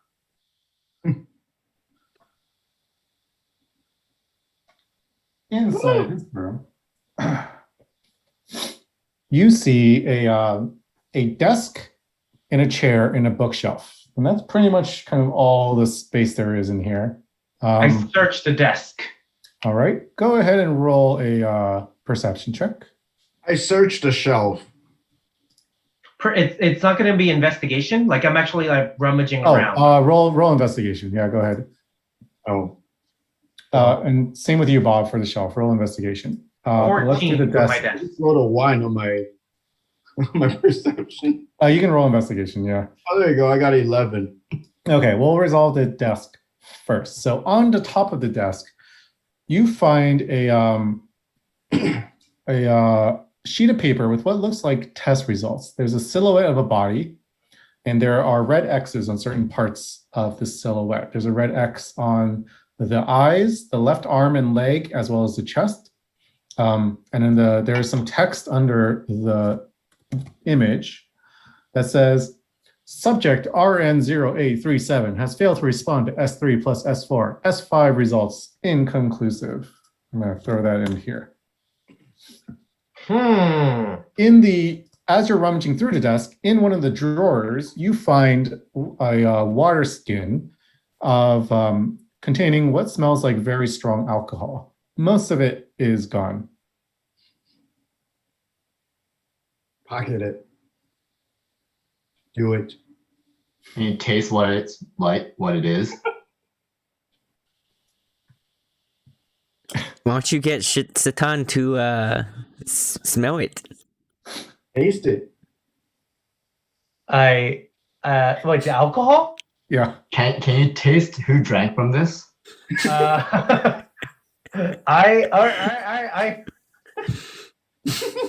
am going to, I guess, taste the rim of the water skin to see if I can tell what species has drank from it. Roll a nature check, Marie. Good God. 11. No, you can't tell who drank from it based on the saliva samples or whatever. Jesus Christ, why did I do that? But you can tell at least that it is a strong, like it's a strong, like barley-based grain alcohol. You also now have mono. No, I'm just kidding. Anyway, Poison. And then Bob, you rolled a 11. On the bookshelf, you find there are a variety of like science-y textbooks or like reference books. You see that they're organized, they're about like physiology of beings, and they're organized by, you see that they're separated by race, the different volumes. There's also books on psychology and trauma. Can I look for like a half-elf book? Maybe there's notes in there. Yeah, there is a half-elf book. Cool. As you rifle through it, though, you don't see any like specific, notes or anything in there. It's just a reference book. I just like I toss it hard onto the floor. I'm just like, damn it. Did anything happen? No, nothing happens. Damn it. Shove the bookshelf aside. Sure. Go ahead and roll athletics. Yeah, you push the bookshelf easily, but there is nothing behind it. A lot of dust, but Dang it. Hey, can you taste what kind of dust is? No, I was kidding. In that This case, is your new role now, David. Yes. No, I refuse. the taste tracker. All right. In that case, I want to push the desk to see if I see anything hiding underneath it. Yeah, go ahead and roll athletics for me as well. Athletics. I'm so strong. I have 18. You push the desk and you don't see anything that stands out below it. Any Can we- drawers? Can we have Satan taste the track of the desk? The drawers just had the water skin of alcohol, or a Oh. little bit of alcohol. Can I pocket that? Sure. I put it into the jar I just found. You like empty the water skin, or do you want to just take the water skin? Just everything. Okay. I just shove it into the jar. Sure. You have a water skin with just a little bit of alcohol. Is there anything on the underside of the desk? You take a quick look. Go ahead and roll perception.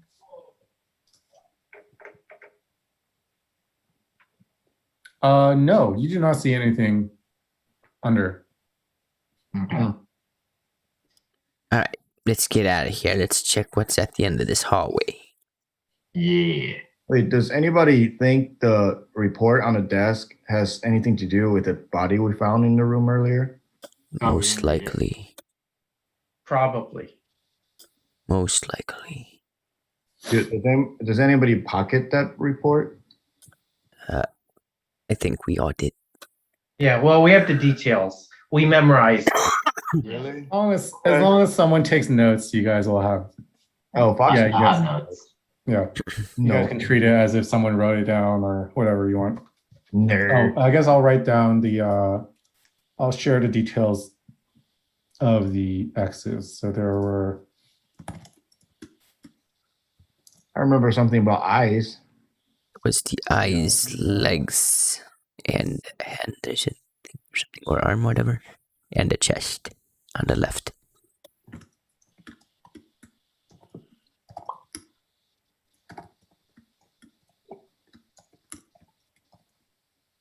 There you go. That's in the chat. All right. How would you like to proceed from here? Check what's at the end of the hallway there. Ahead of you see a pair of double doors. They just kind of like swing. They can swing open. There are no windows or anything. There's just a pair of double doors. Can we just slightly swing it so that we can like look inside? Yeah. As you look inside, what you see are a lot of vats kind of on either side. There are also these long tables with some equipment and some like papers strewn about. And inside the vats, you see these like, they look like giant test tubes essentially. And they appear to be some kind of creatures inside of them of various sizes. And they are in some kind of like bubbling liquid, but they seem to be very still.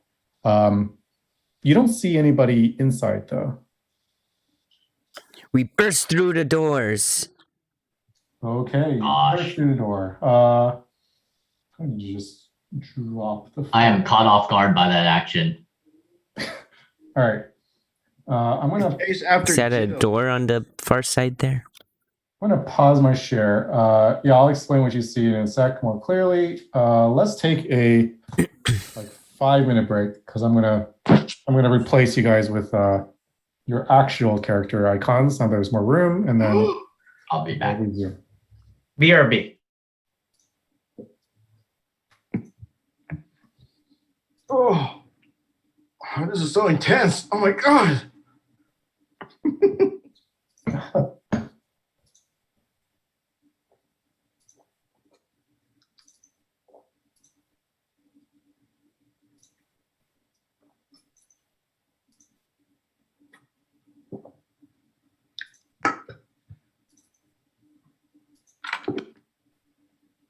Still, whatever area we.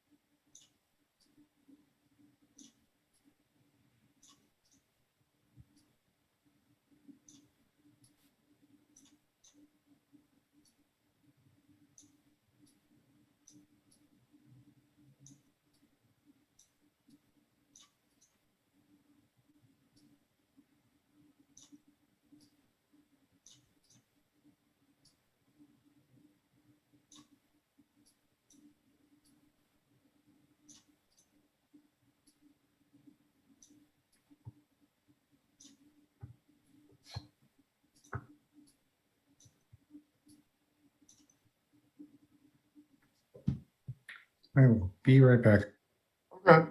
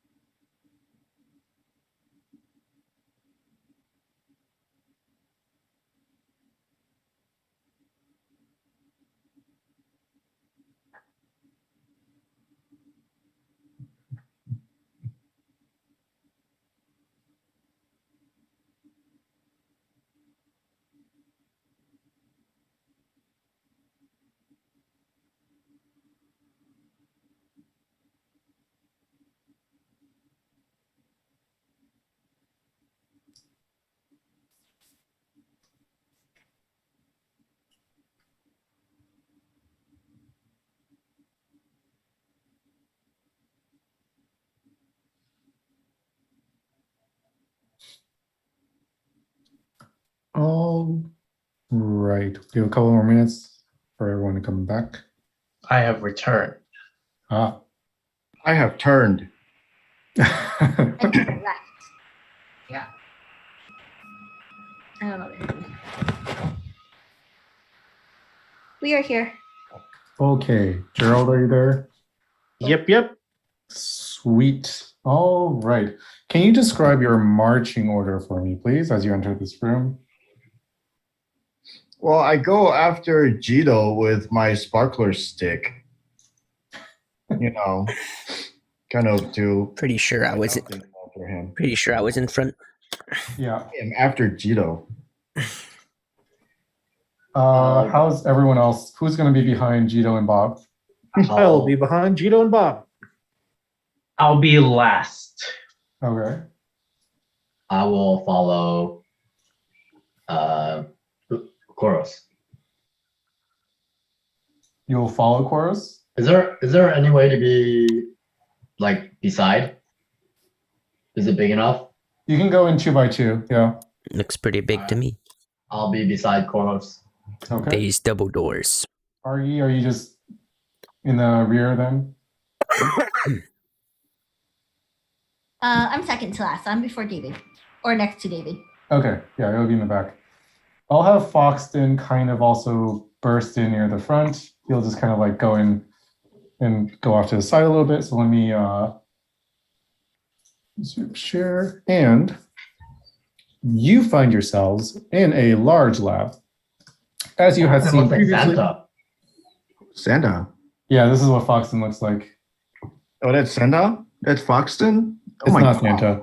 It's from some old Santa? anime. God, I've been disrespecting a grandpa this whole time. Yeah, he's a jolly old man with. You're a fucking hate crime guy. You are a walking HR violation, Roger. But he's like a ripped grandpa. He has a giant hammer with him. So you find yourselves in a large lab. As you had kind of seen when you peeked through, there were these long lines of really large test tubes, and you can see that's what all the circles are. They kind of line both sides. There are creatures in these submerged in some kind of liquid, and you see these long tables kind of beside them, full of equipment and papers and whatnot. How big are these creatures? The creatures vary in sizes. So there are some some really small ones, there are some larger ones. They're kind of all varied in different sizes. They all seem to just be kind of floating in this liquid. Foxton kind of is stunned. You can see he's like baffled as he's looking around. And he's like, what the fuck is going on here? What has the world order been doing? He is furiously like jotting down notes into his little notebook, trying to like write down what he's observing. All right. I've seen enough here. You guys have one turn to decide what you guys want to do, but I'm burning this place to the ground. What? So quick? But what's in the back? Sorry. Yeah, in the back, you do see a door on the far end. I will prepare Dragon's Breath. Okay, are you just gonna stay there and just prep it? I'm gonna start gathering some evidence before it's burned down. Yeah. Okay, are you gonna start searching the tables then? Yeah. I'm gonna move you up a little bit then. I'll let you just kind of squeeze in through. Go ahead and roll a perception check. Can I steal anything of value? 18. I will get back to you on that. On the table nearest you, you find a bunch of jars similar to the ones that you found earlier next to the gurney, the body bag, except these jars are full of blood. Oof. On the outside of the jars are labels.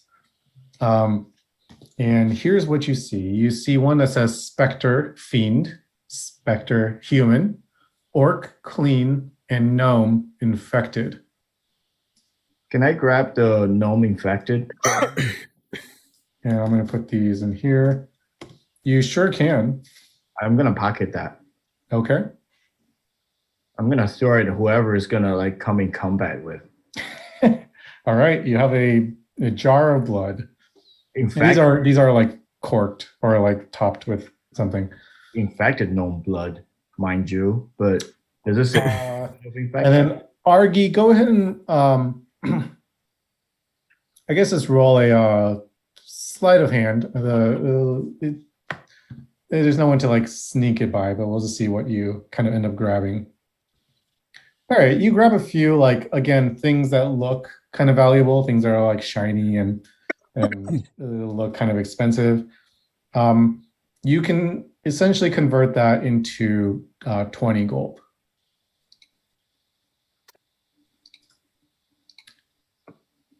Cool. Okay. Do you guys want to stay where you are, or do you want to go in a little bit more? How do you want to? Do you want to look at more of the tables? What would you like to do? Yeah, I want to look at more, find more evidence, and gather it before the place burns down. Where would you like to go? I'll go to the far end, far near the door. Yeah. Okay. Put you there. What about everyone else? Where is everyone else going to be?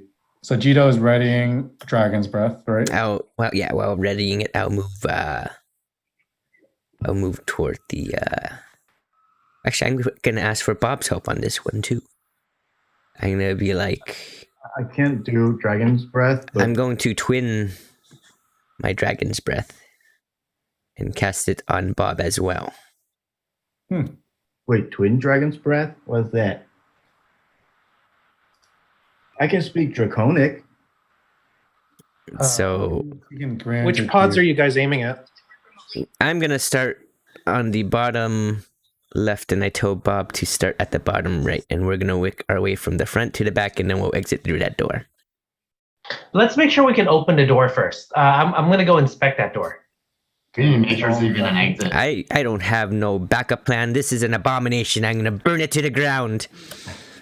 And then Koros and Argy, where do you want to be? Wait. To help Jito, I take out my oil flask. You don't have to. So he can touch you and imbue you with the power to like spray this magical breath from your mouth. Oh my god! You basically choose acid, cold, fire, lightning, or It's fire. and you exhale it in a 15-foot cone from you. Well, it's... All right. So are in you that ready case, I'm going to stand next to Foxton, and I'm going to aim my fingertips at the upper right corner of the room where it's less populated. Mhm. And if I see multiple targets emerge from the pod, I'm going to cast Fireball. Okay. And then you guys are readying your action. Like, what's the trigger for you, Jito? Or are you just going to do it? I'm just going to cast it, yes. Okay. And then Argy, where would you like to be? I want to also check out that door in the top left corner. Okay. So I will say, as you guys are kind of like walking around and getting in position and readying, what is all of your passive perception? 14. Here, 14. 15.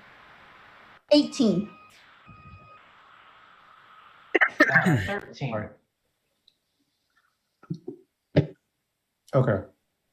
And I mean, I assume no one's like lower than a 10, right? Everyone's like above that at least. Okay. As you guys are readying, something does feel off to you.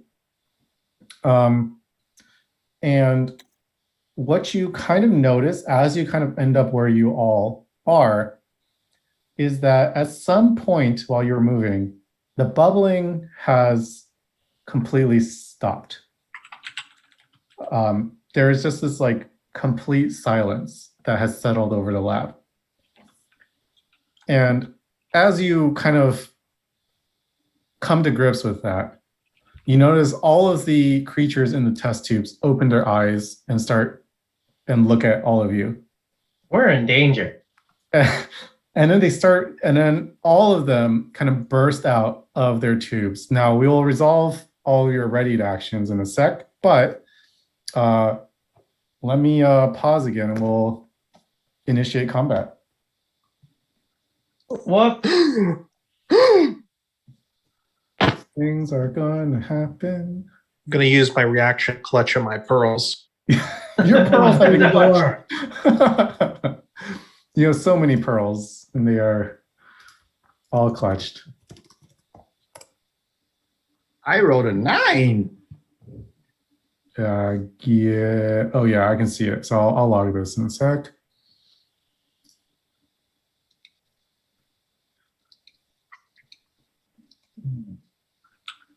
All right, so give me a minute. I have to. There are a lot of them. I will tell you that much. Exit through the door.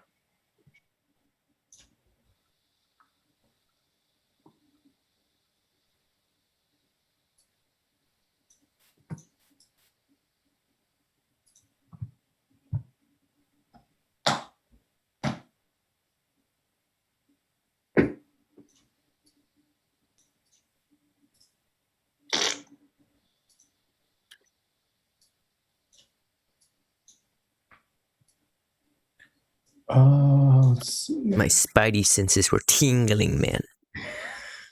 They sure were.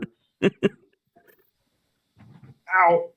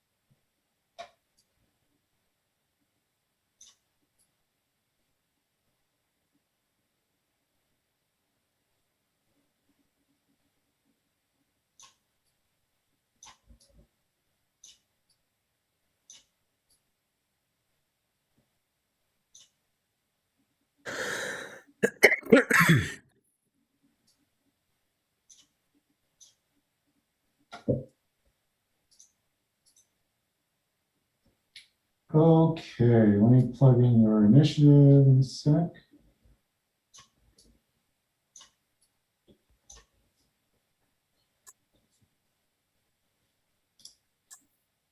So what do we got? We have, damn, 25. Surely me and Bob must be able to go first. We'll trigger that separately, but yes, since you readied an action, I'll let you do that. Bob has a 9. You wanted us to roll? Still roll initiative, yeah. We'll resolve it separate, but then we'll resort to. Oh boy. Ton had 17. Amazing. Gito had a 3. Chorus had a 20. Okay, I think we're almost set. Let me just quickly reorder these. So we got RG first.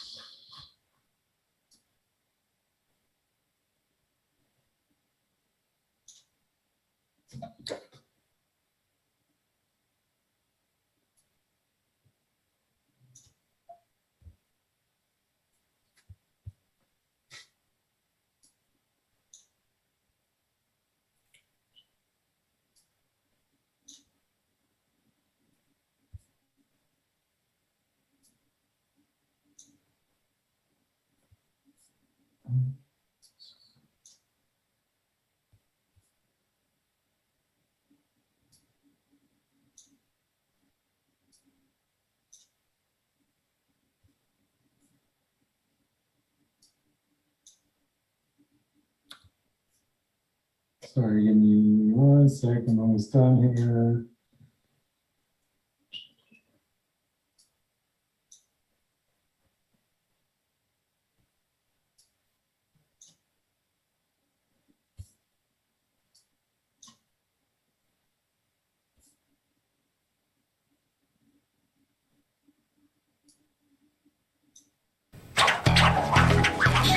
Okay, so Fire style. this is what you end up seeing. Damn. Yeah, there are a lot of them. Dang. So they all kind of popped out, but as soon as they did trigger. Wait. Oh no, I see. Never mind. They did trigger a response from Jito, Bob, and Koros. So let's resolve that in order, I guess. Jito, you can do your Dragon's Breath first. How far is everything, by the way? Every square is 5 feet. Okay. So with your cone, you would be able to hit the 2 closest to you. Okay. Yeah, alright. That's fine. Yeah, I'll do those 2 then. So is it a saving throw? I think they get a dex save, yeah. But Katong Gokaku no Jutsu! Let me do a dex save for both of these. And what am I saving against? I think it's dex, but let me double check. Oh, what's the DC? 1 sec.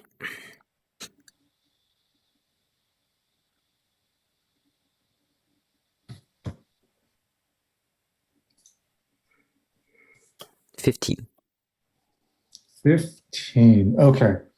So this guy saves. This one does not.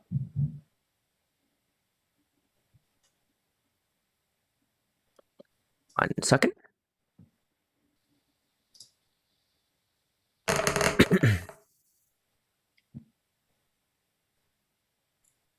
14 breath damage.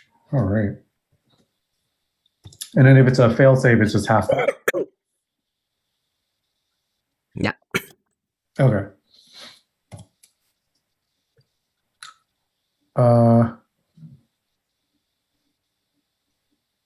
Okay, and then let me get this one, takes half of that. All right. So this one kind of bears the brunt of it and it's fine, kind of shakes it off. This bottom one here is very nearly dead. It looks like super burned up from that fireball or fire breath that you exhaled and is like looking like it's like barely hanging on at this point. Don't worry, guys. These guys look weak sauce. Bob, it's your turn. Unleash your dragon ancestry. I don't know how to do a dragon thing. It's just a cone. So unfortunately, based on how they're spread out here, you can either hit the little guy here or the slightly bigger one in the corner. Wait, so I can't. That looks like 15 feet. It's a cone though, so it goes. He could move up a little bit, can't he? Not with the readied action, since you guys are there. What do you mean readied action? Since it was already like. Well, I mean, I already casted the spell, right? And now he's imbued with it. Yeah. So he's able to. Okay, I see. I see what you were saying. If you want to move, you have to wait until your turn to do that. I see what you were saying. I think you can alternately, let's see, 5, 10, 15. I'm going to say you can also hit these two small guys up here, actually. I'll get the two small guys. All right. Let me roll for them.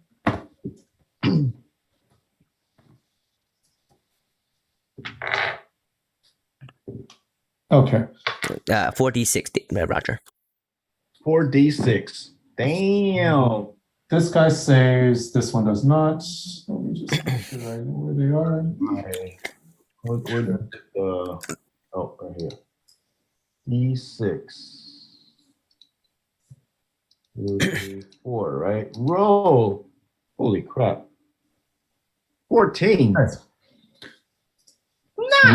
Once again, one of them is this bottom one here, the one right next to you, is like in the same conditions, almost dead. It's looking really rough.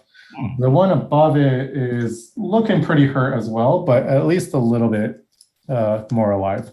Do I get any bonus action stuff? No, because this was their prepped action. Once you get to your turn order, then you can do other stuff. I see. And then Koros, you had prepped a fireball, I believe. That is correct. And that is. And I'm trying to aim it for maximum effect. It's a 20-foot radius, and is there any way to position radius? I didn't take the hit.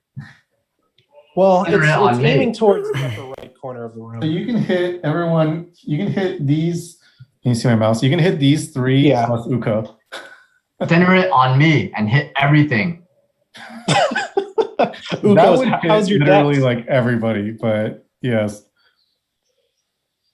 How's your dex save? I have enough health. Don't worry about it. Oh my god. I'm gonna say you can center it like here. I think that's what I'm gonna try and go for then. It'll just hit these three, and it'll kind of like just the brunt of it will go against the wall. But you can also hit the 3 left ones. And also hit Argy and Satan. And Satan, yeah. And it's fireball's a shitload of damage. So I can take it. Can you? I can. I get resistance against magic, I think, or something. It's like 8d6 or something like that. I'm gonna go with Michael's suggested plan B of just trying to hit the 3 that are in the upper right corner. Wait, when we leveled up, did we do like a long rest or is it like a continuous thing? I'm pretty sure you long rested when you leveled up. Just take out the spell that you used earlier if you use a spell. Sweet. You still have 5 more turns, by the way, with Dragon's Breath, Roger. Oh, damn. So it's is it a dex save? That's a dex save. Okay. What am I saving against? DC of 16. Okay. The 2 little guys here fail, and the one up here saves.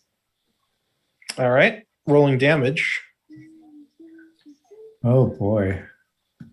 This is a All lot. right. Oh my god. 8d6 is 26 damage for the ones that failed, and 13 for the one that saved. Well, so I'd this be one is fine. this one just completely is incinerated. There's zero trace of that one left. This one, same story. This one's completely gone. That.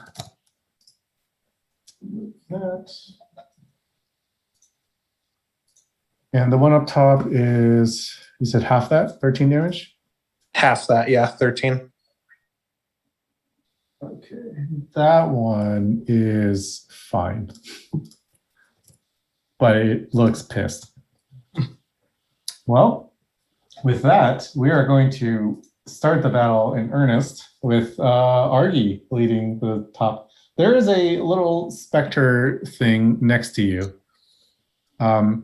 When they emerge, you do notice that there are, I kind of like touched on this when with the damage and all, but you can tell that there are 3 different sizes of them. There are these small guys. They look like little tiny creatures, and those would be these ones. These are the small ones. There are ones that look slightly larger, and that would be these guys. And then there are these menacing looking ones that are considerably larger, more closer in size to like a normal human being. Okay, I will attack the one in front of me.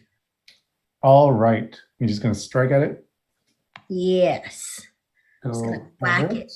Oh, no. I'm just hitting all the wrong buttons.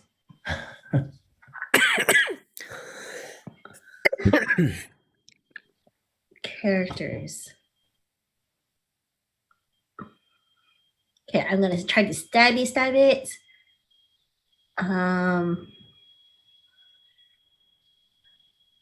I thought I had another weapon, but I don't see it. You have... Isn't it just the rapier? Isn't that what you've been using? Oh, yes, but I don't see it on my actions. You don't? That's weird. It should be there. I think I see it on yours. I see dagger, short sword, unarmed strike, and claws. Oh, I think you unequipped your rapier. So if you go into equipment and just click it, Oh. you'll be fine. Oh, here, buddy.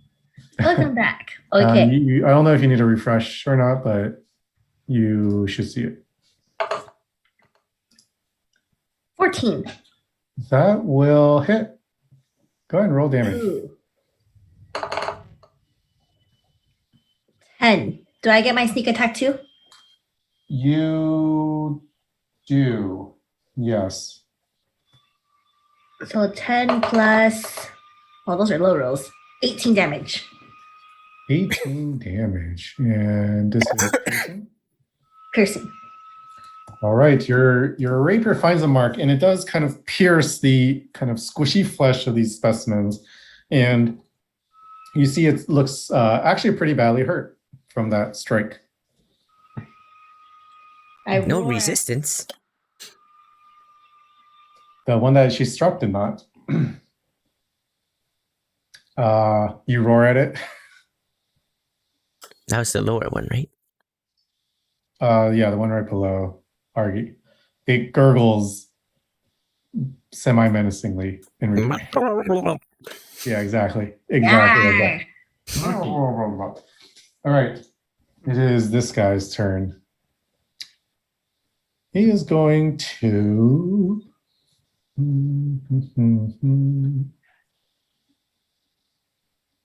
it.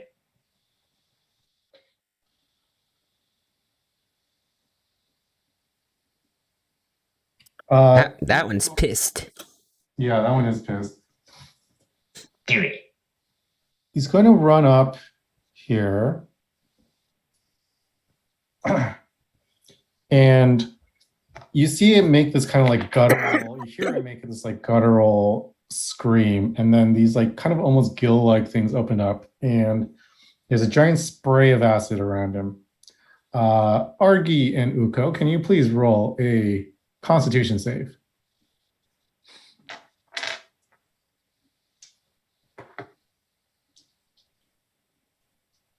$18.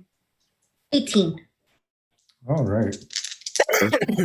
We are so constitutional. You each take 4 acid damage. What? You take half. You still take some. You just have no lasting effects. Yeah, nothing else happens. That's all it does on its turn. You gonna pay. All right, we're gonna go to Chorus then. All right. Let's see. Let's do bonus action Bardic Inspiration on Argy. It's a pretty long range on that, right? Believe so, but I can double check. Let's see here. Actions. Within 60 feet. Okay, yeah, you're fine. So, Argy, you can make a note that you're inspired. Woo! And what would you like to do for your main action? All right. And then for my main action, let's see here. The one that is half damage to the fireball, I am going to cast. If my spell list will come up, come on. I'm just going to cast Vicious Mockery. All right. That's a wisdom save of DC 16. Okay, let's see. It fails. All right. So we're looking at 2 psychic damage, and it has disadvantage on its next attack roll. Okay. Let me make a note because there's so many of these things.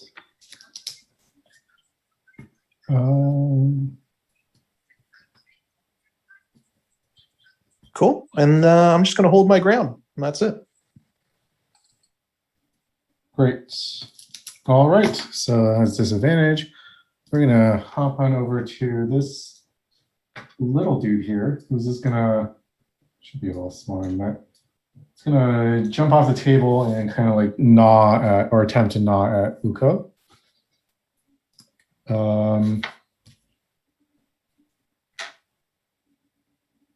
And he's going to try and hit you with a bite.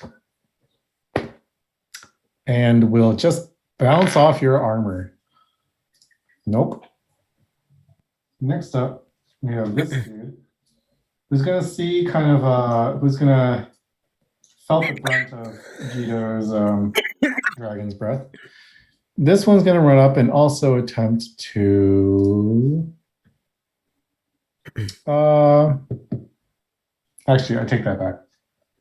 This one's going to stay where it is, and it's going to try and shoot a spike at you. So you see it has like these, it kind of has these like growths on its back, and it kind of like hunches over, and it like propels a spike at you, Jito, with a 12, which nope, I'm probably going to miss. So with that, let's go to Satan. So I'm too close to the one next to me to effectively use my bow, right? Yes. All right. I pull out. Well, you can use it at disadvantage, but yes. Yeah, I'm not. No. I'm gonna use my daggers. You could shoot at a far one. No, if you're engaged with something, I think you get disadvantage on range. I see. Yeah, I'm gonna dagger the one that is on the left. All right. So that's a 20. Oh, that'll hit. For 8 damage. And then I have extra attack for another slash of a dagger for 23. That'll hit. And now this one will have a plus 1d8 for my Colossus Slayer. So that's 7 plus 1d8. Wait, was that an 8? Hold on. Oh yeah, it's a 1d8. Okay. Oh, so that's 7 plus 1. It's another 8 damage. But it's enough. So with a 1-2 strike of your dagger, you manage to just like shred this thing, and it has died. Oh, guys, these things are so weak. That's what Gino said. He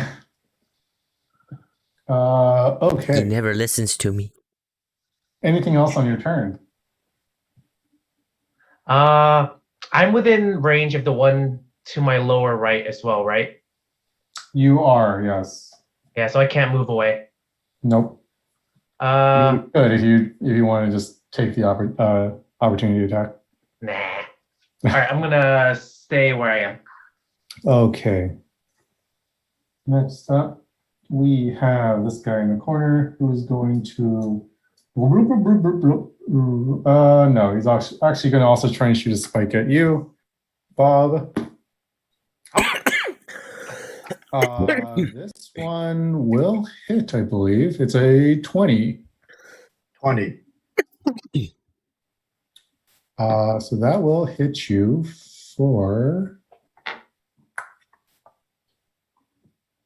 That will hit you for 8 piercing damage. Oh my god. And as the spike makes contact with you, it does kind of splinter off. And Quaros and Jito, can you each give me a dex save?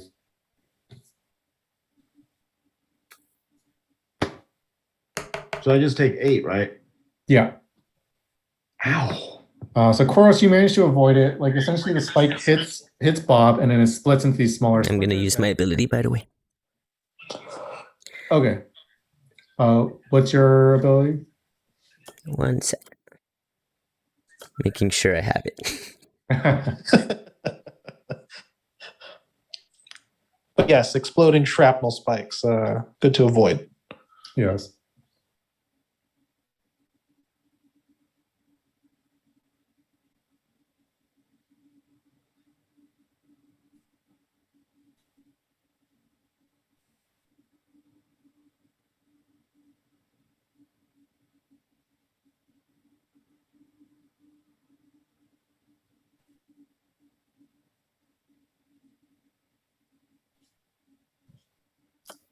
Oh, here it is. Okay, yeah. Let me, it's called Favored by the Gods. I get to roll a 2d4 and add it to the total. I'm not sure if that's worth it. What did you roll? What did I roll? No, Gerald, right? He Or rolled- Crows? Roll the 22. Roll 22. Okay. Let me see if it's worth it. This might be kind of difficult. A 6 is pretty low. Yeah. I think I'll pass. Never mind. All right. Well, you don't take a lot of damage. You take 3 piercing damage. It's too much. And that's the end of that Spectre's turn. The other one's dead. We're going to go to Uko. Hey guys, they have ricocheting bullets. How's the guy north of me looking? Pretty healthy. Okay. I'm gonna use a bonus action to actually.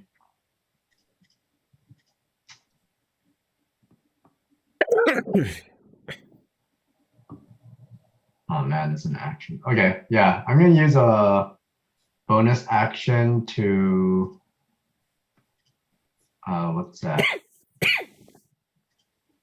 Teleport above him, a little to the right. Right here? Yeah. And let's see. Does he get charmed? He's Oh, is that what your teleport does? You can charm him? yeah, so anything within how was it? 10 feet. If they fail a wisdom saving throw, they get charmed for a minute. Oh, interesting. Okay, let me see. And what am I rolling against? DC 8 plus 3, 11. Oh, he rolled a 21. He's good. Okay, fine.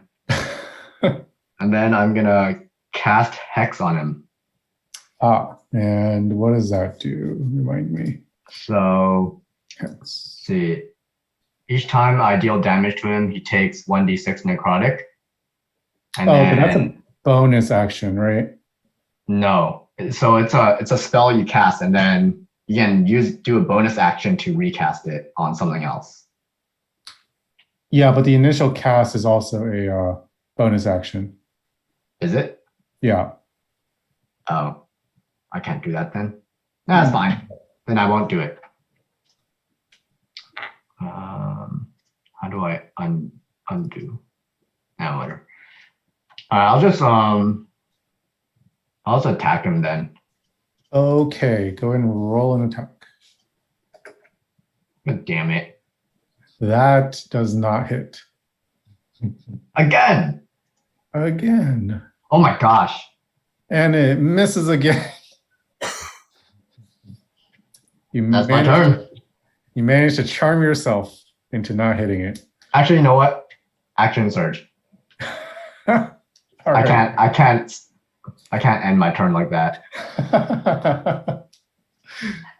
All right, go and swing again then. All right, now I'll cast Hex on him. Okay. My bonus action. Because you could take another like full turn, right? Is that what it is? Well, actually, maybe not. Then I can't. I don't think it's a full turn. Action Let me surge. see. Take one additional action. One additional action. Okay, I guess I won't then. I'll just attack him. Okay. Whose birthday? There we go. Oh, that hit. It's like right in between. Yay. Yeah, so it'll be I everyone's will birthday. use a So die, yeah, that's why I said whose birthday.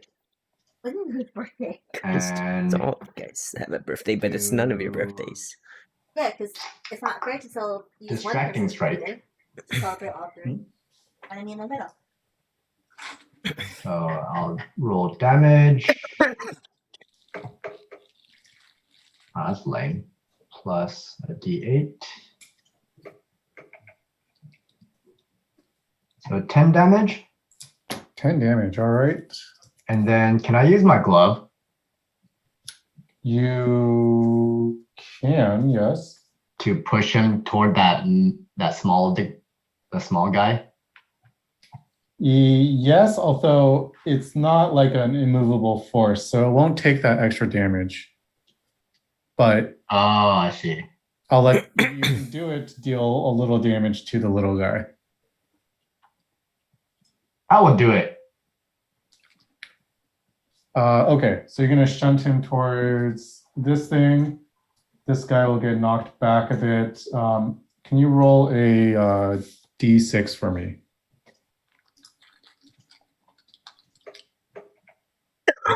Six. Oh, okay.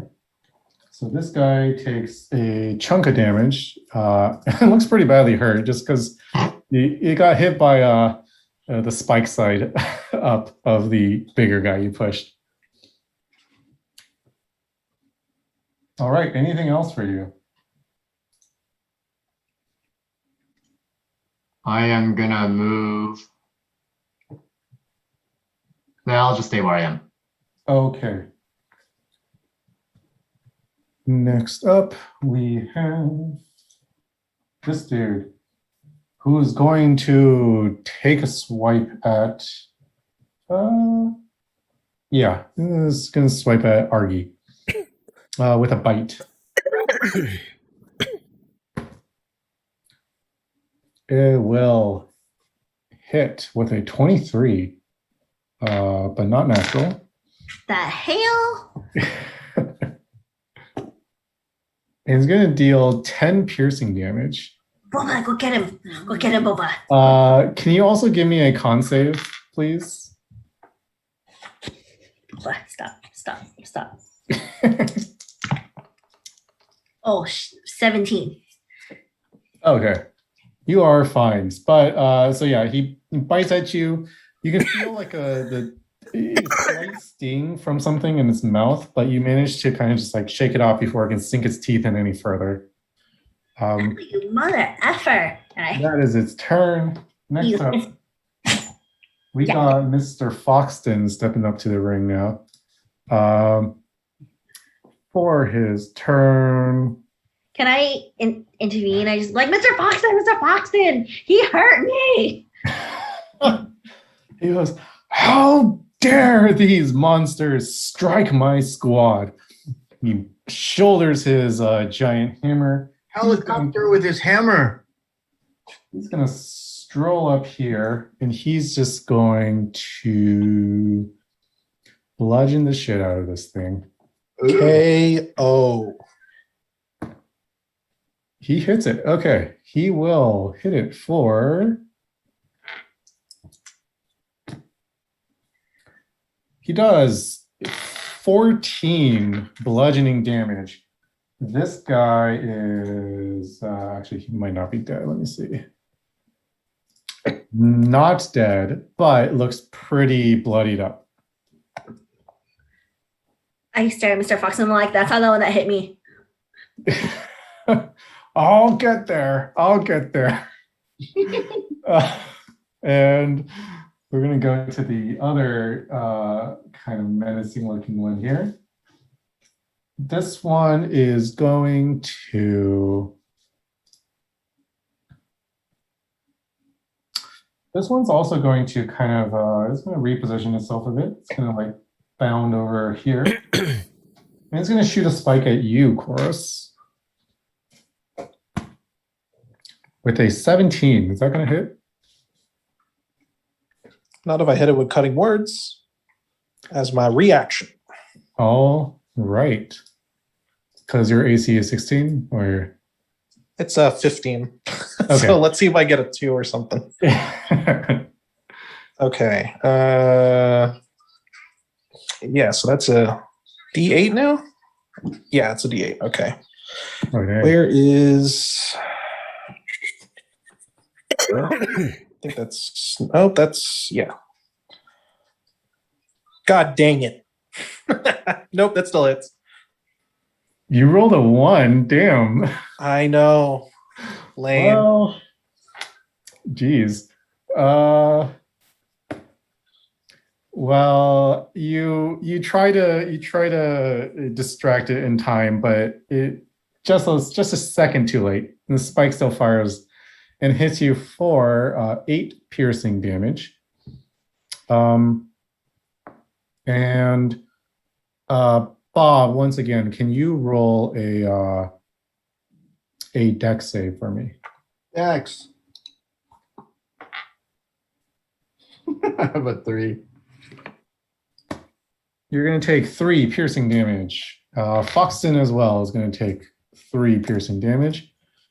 He goes, that is but a scratch. I say, ow. Fuck. Oh. You're actually just, I'm going to say you're like just out of the range. You didn't need to do that. It's fine. Oh, no, I did that for the last one. Oh, okay. For my concentration. Got it. And then, Bob, it's your turn. Sweet. What can I do? The one on the table is almost dead, right? I believe so. Can I grab him by the ankle and throw him at the one like east and south of me? To this one here? Yes. Yeah. Go ahead and make a athletics check. You're gonna do a grapple check. Got a 13. Ooh, unfortunately, it actually manages to slip out. Damn it! Grasp. And after you touched it, can you roll a Constitution save? Oh, wow. 1. Wow. You are now poisoned. What else can I do? I looked over and shouted at him, "Why didn't you use your breath?" I want to do cool stuff. Well, What is not cool about that breath attack? Yeah, right. Well, he's not throwing him by its angles, I guess. Is the hold on, I can use up to 4 creatures. Ooh. I can do Mental of Inspiration for a bonus action. Okay. Well, what does that do? And 1 use of Bardic, so I can grant 8 temp HP up to 4 creatures I can see. And I can see me within 60 feet. So I think I can see everyone, right? Within 60 feet. Each creature can immediately use its reaction to move up to its speed without provoking opportunity attack. Oh, nice. This is a bonus action? Yeah. Mantle of Inspiration. Mantle of Inspiration. Then yes. Use what? Yeah, it's going to take up a Bardic Inspiration slot. Okay.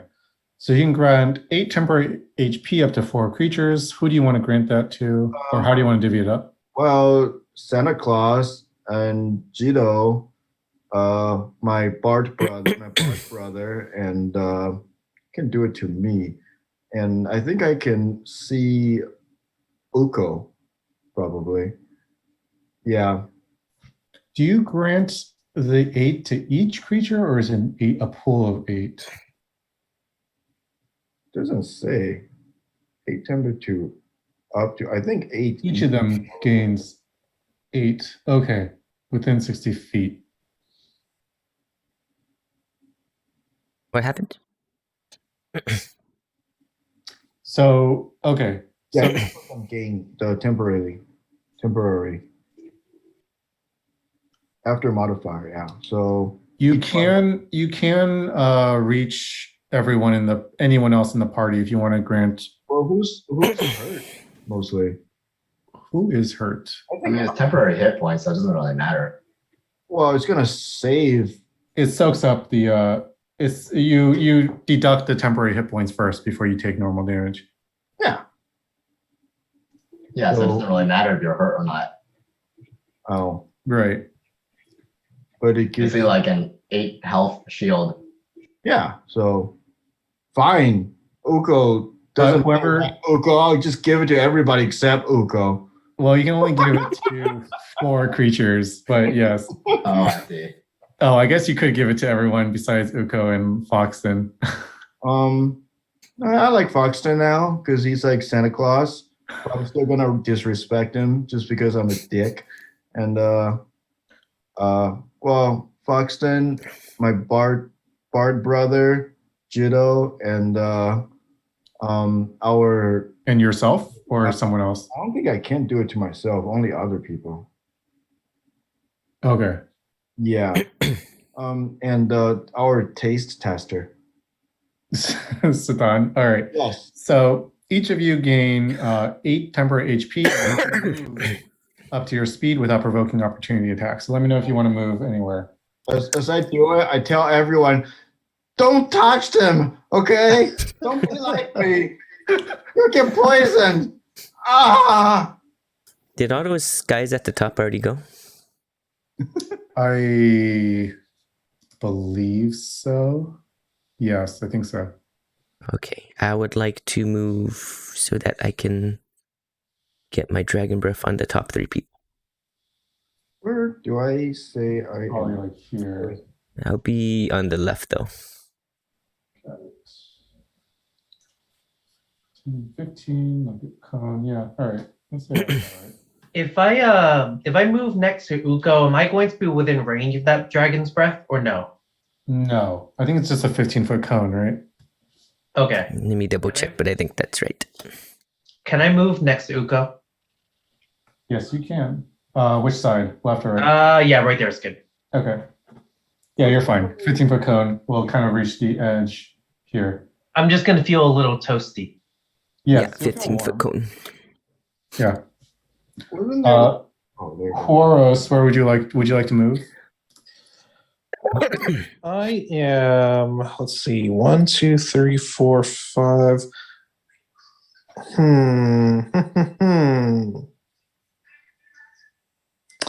I'm going to ask.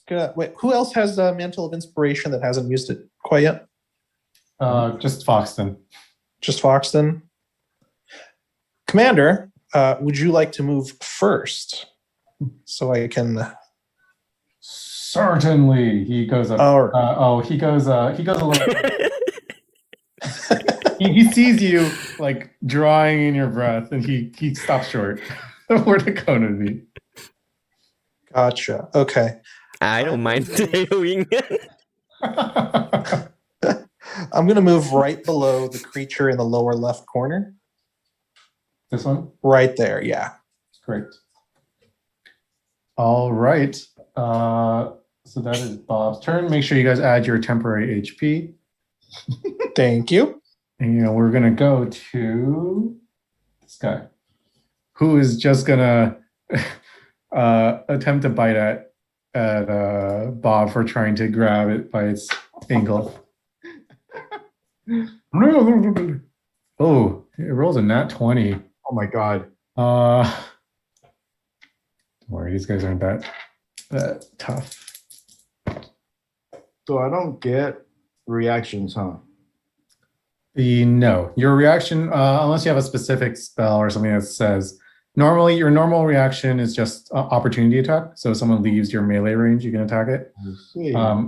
Sometimes you'll have extra reactions, but usually not. Damn it. It does deal 9 piercing damage with its really chompy bite. And then can you roll a Constitution save for me? I'm already poisoned. You are already poisoned, yes. Pain. All right, you're fine. But you are still poisoned, which just means you have disadvantage on attacks. That's all that thing is going to do.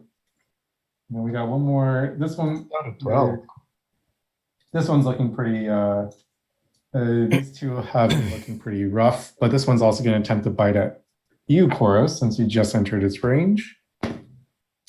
You're also rolled a nat 20. Come on. I swear I rolled it. This is 7 piercing damage. And can you do a con save for me as well?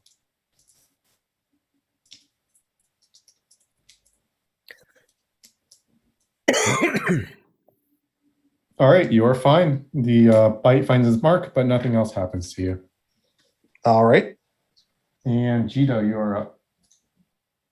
Katongo Kyaku no Jutsu. Okay, we roll a dex save for all of these. 15 rolls. 15? is for you, I mean. Yeah, the save. So this one fails. This one saves. And the last one fails. So these two fail. And this one does save. I rolled a 17. Okay. Well, this one is just straight up dead. This one is this guy here. This one just even with the it didn't save, so it's just dead. This one takes the brunt of that. It's still standing, but it looks pretty hurt now. And this one takes half of that. 9. Yep. And this one looks like this one's barely hanging on. It managed to wiggle its way away from the brunt of the fire, thankfully, and it is now, so it is alive, but it's not looking so hot. Anything else for you? You mean they are looking hot, but that is it. They are looking very hot. I guess I will move. No, I'll stay there. Yeah, Okay. I'll stay there. That was the first round. We're gonna go back up to Argy. He's still alive. I try to swing at him. Barely alive. Go ahead and roll attack.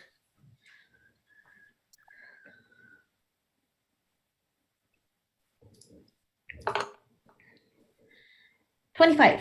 Ooh, that will hit. please describe how you will slay it? As I am hissing at it, can I like chop off one of its arm? Sure. You can chop off all of its arms. That's fine. I chop off all his arms and there's two take it and like smack him back and forth with it. Jesus. Okay.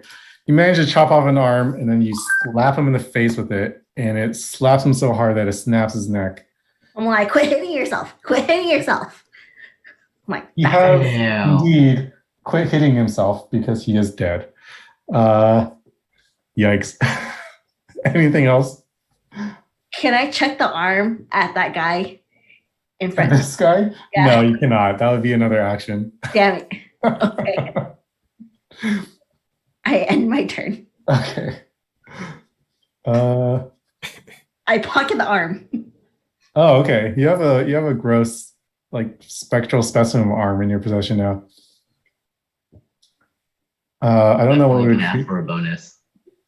It would be like I would give you like maybe a bonus damage on top of an unarmed strike is what it is, basically. But it's not unarmed.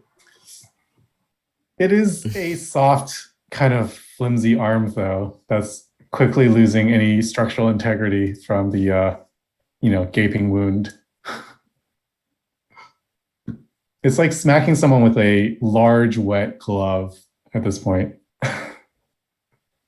All right, so this guy is going to...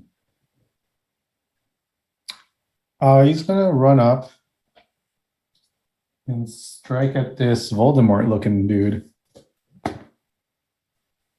You rolled a 15. Does that hit?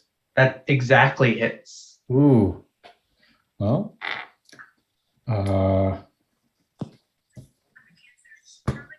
that's going to deal 10 piercing damage. Can you give me a Constitution save as well? Constitution save. I rolled a 1 + 1. Yikes. That's going to be an additional 6 acid damage. No. As this time the bite finds its mark and you feel some of the acid seep into the wound. Ow. All right. Quaros, it is your turn. Yes. Okay, so of the two that are immediately north of me, which one seems healthier? The one further, this one, is a little healthier. All right, so I'm going to bring my playing arm in a windmill motion down onto my lute and play some discordant whispers towards the healthier looking one. Nice. Or dissonant whispers, rather. And that's going to be a wisdom saving throw. Wisdom save. It rolled a 11, so it fails. Nice. So I'm going to roll 3d6 psychic damage. 14. All right. As you play your song with these dissonant chords, you see it like wriggle vigorously until it's you see some like blood seep out of his ears and his head just kind of pops and this thing is gone. Ew. Plop. The rest of his body flops onto the table. All right. And I guess that's it for me. All right. We're going to go to Stun.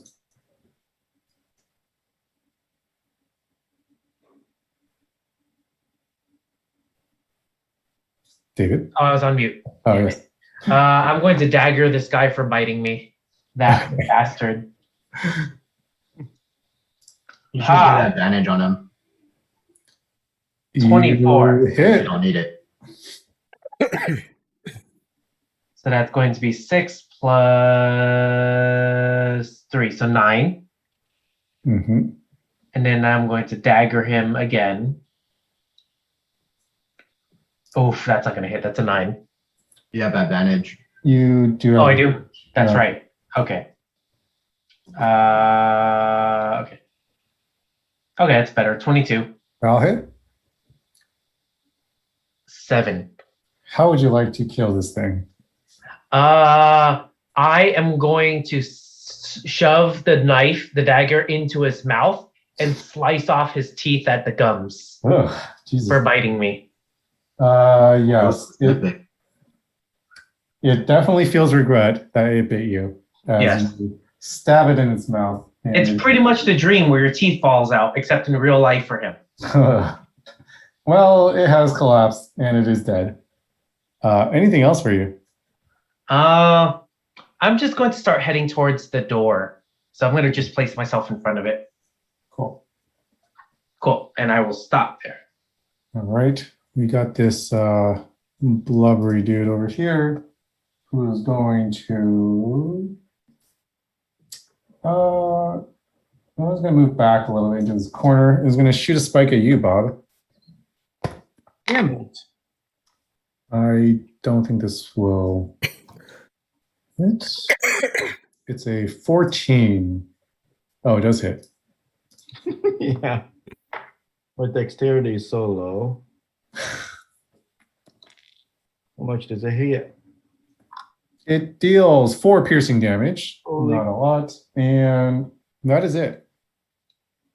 8. I'm down to 8. Next up, we have Uko.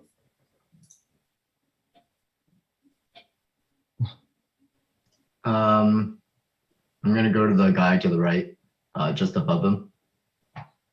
This guy? Yeah. And Where would you now, have Like next to him? north.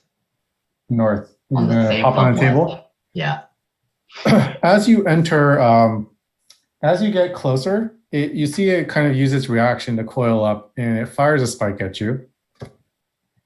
No. But it misses. All right, go ahead and do your action. Now I will hex him.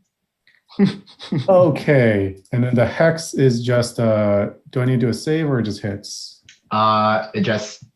Oh, you just do an extra 1d6. Okay. Yeah, I do an extra 1d6, and then he gets disadvantage against an ability I choose. Okay. Which I will say strength.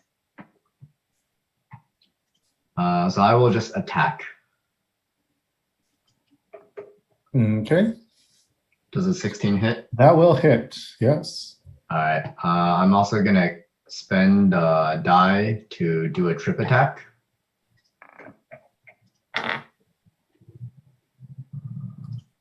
So that's 11 damage. 10 plus 3, 14 damage. And Okay. then he has to roll DC strength. At disadvantage. Yeah. Let me find the 14. It fails. So he is tripped. Remind me what trip does. They're just prone, I guess. Okay. They're prone, which means Yeah, anything. they're not prone. Okay, so any attack while it is prone will be at advantage. Okay, and then I'll use my next attack to just attack. All right. So you can Oh attack my at gosh! Oh wait, advantage? Yeah. Yes. Does 14 hit? No, it does not. Oh my gosh! What's with his rolls? Yeah, it's been pretty bad today. That's it. If I move out of range, does he get attack of opportunity? I don't believe so. Let me double check. I don't think it does though. Let me check prone. I think it can, but it has disadvantage on attack rolls. Nah, I'll just chill here. Okay. I'm done. All right. Oh wait, he didn't take the D6 damage from those hits. Oh yeah, go ahead and roll another d6 for the hex. Necrotic damage, right? Yeah. Oh right. It looks still relatively okay. Damn it. But you did get a good chunk of its health. Next up, we're gonna have Foxton. Foxton's gonna join in the fun here. And he gets to roll at advantage. So Grab him by the ankle. he is not going to grab it. He's not going to grab it by the ankle. He's just going to use his trusty hammer. He will hit thanks to the advantage from the prone, and he will smack this thing for 18 bludgeoning damage. He just smacks the shit out of it. God damn, he's strong. He has a giant hammer. He kind of really laughs and is like, "Oh, it's good to be back in the field again. It's been too long." And cracks his neck a bit. Yeah, he's getting into it. All right. Well, that's his turn. Next up, we have this guy here who's going to spend half his move to stand back up. It looks vaguely terrified of Foxen, so it's going to try and strike at you, Uko. Foolish decision. Actually, no, it's not. It's going to do the same thing you saw it do earlier, where it kind of releases its skills and it like lets out a guttural scream, and a cloud emerges from it. Can you please give me a Constitution save?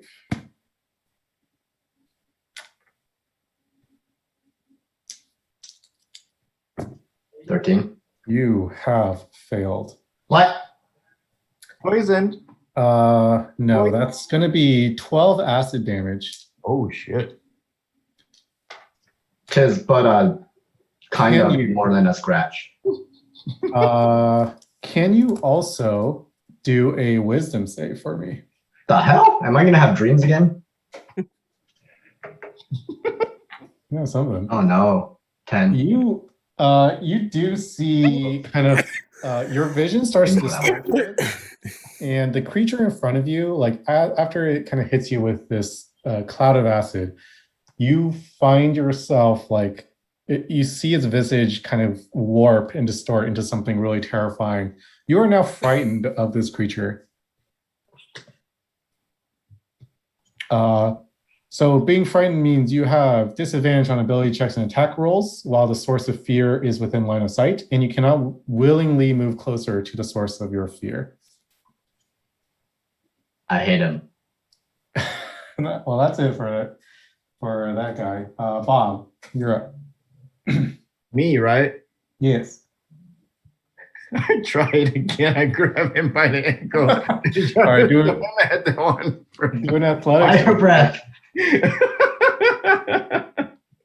do still have dragon breath if you'd like to do that. Come on, I have a +4. Yes! 17. I'm already poisoned, so. What does Alright. poison do? Does that make him disadvantaged?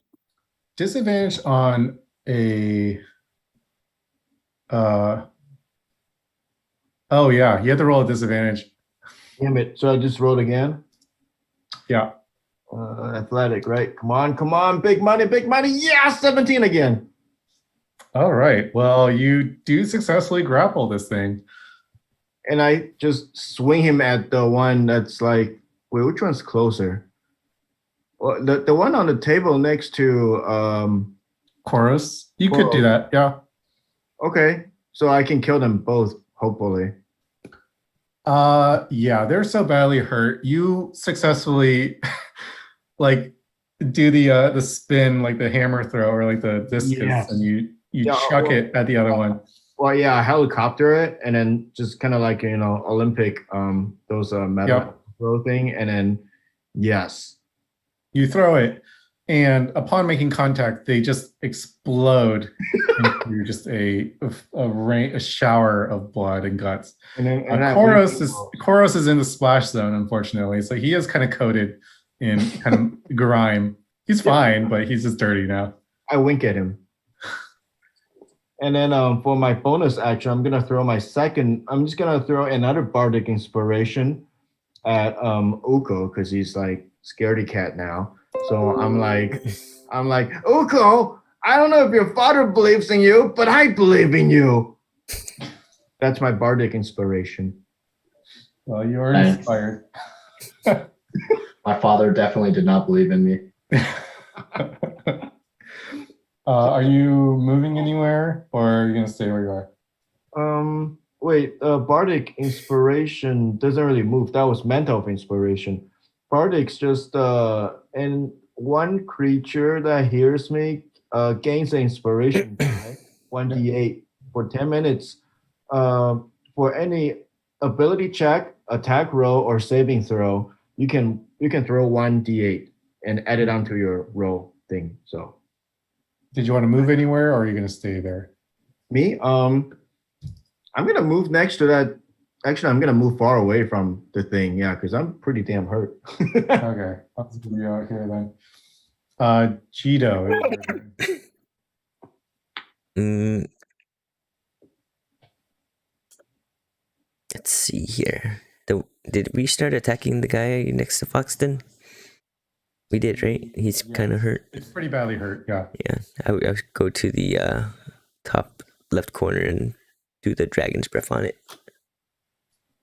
To this thing? Yeah. Yeah, I'll say you can.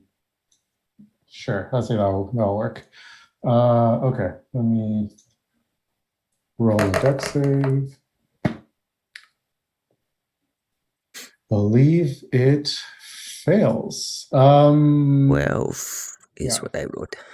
12 damage. It is barely alive at this point, but it is still alive. Still alive. You should have grabbed him by the ankle. I should have. All right, done with your turn? Yeah. Okay, Argy.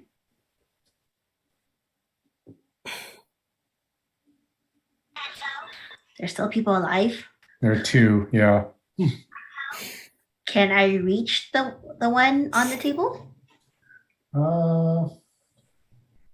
Yeah, you can reach the bottom area here. Okay. I go and I attempt to whack. All right, smack away. Nope. I cowered and feel behind Foxton, but like, I missed. Foxton says, I've got your back. All right, with that, we're going to go to chorus. All right. I'm just going to make a mad dash for the lower right corner, and I'm going to attack with a rapier. All right. Go ahead and strike. Yes. All right. That guy's been sitting there all game. God dang it. It's an 11. It does not hit. All right. Let's see. What else can I do? Bob, how wounded are you? I'm at 8. What the hell? Bonus action healing word. Yay. Okay. And I'm going to cast it at 2nd level. All right, go ahead and roll that. That is another 9 HP back. Oh my God, you are a savior, brother. Will that conclude your turn? That will. All right, Satan, you are free from the melee range. Arrow to the guy in the lower right syringe corner. arrow, syringe arrow. Syringe arrow to the lower right corner guy. To the buff Okay. guy. What? To the other one. Finish Wait, him. why the other one? Because I'm afraid of him. Yeah, he'll be finished by the time it. You'll get over it. Yeah, I will think. say the one on the bottom corner is undamaged. Yeah, and he's about to strike. Yes. All right. I'm gonna longbow, bottom right corner guy. Okay. Still advantage, right? No, No. Oh, okay. Well, 15. but it hits. Ha. So that's 10 for first attack. Second attack. Oof. 16. That'll hit. All right. That's going to be a 7 plus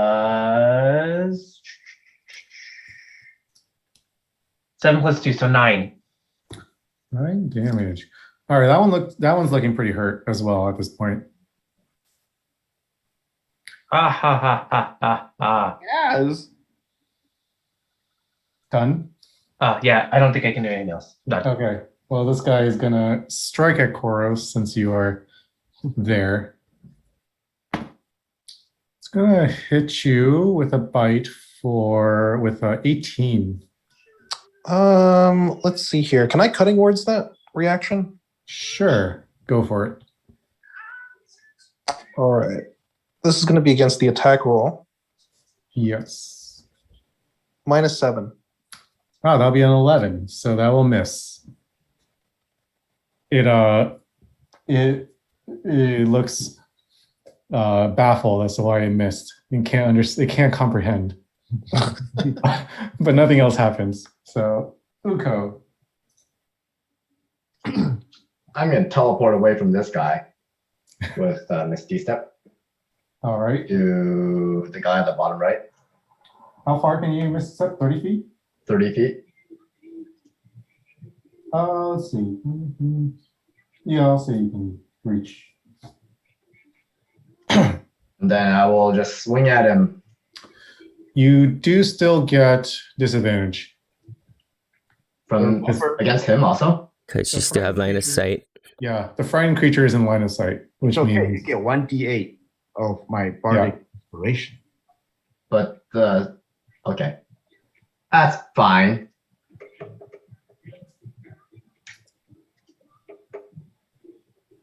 So does a 14 hit? that will hit. Okay. Plus 1d8, but it already He doesn't need it. Yeah. 13? 13 is enough to kill it. How would you like to kill this thing? I'm just swinging wildly because I'm afraid. All right, you swing wildly, and it just falls apart in a beautiful ribbon pattern. Somehow, in your fright, you are quite the artist. And again, I'm in the splash zone. You are once again in the splash zone. You are 90% red at this point. All right. Show us how it's done, my captain. I still have one more attack. Oh, can you? I have a hand axe. I'm gonna throw my hand axe at him. Okay. Again, disadvantage. Go for it. Ha! Doesn't matter. I will hit. Yeah. Wow. 6 damage. Oh wait, plus another d6. A scared Uko attacks better than an unscared. Oh my god. Seems like Yeah, it. seriously. So, in your fright, you manage to tear up this one in the corner, and then you do like a wanted style axe throw where it curves around the test tubes, and it just lodges itself into the head of the other one, and that one actually collapses as well, and it is dead. You guys are now out of combat. A frightened Uko is a scary Uko. Soten, retrieve your test tube.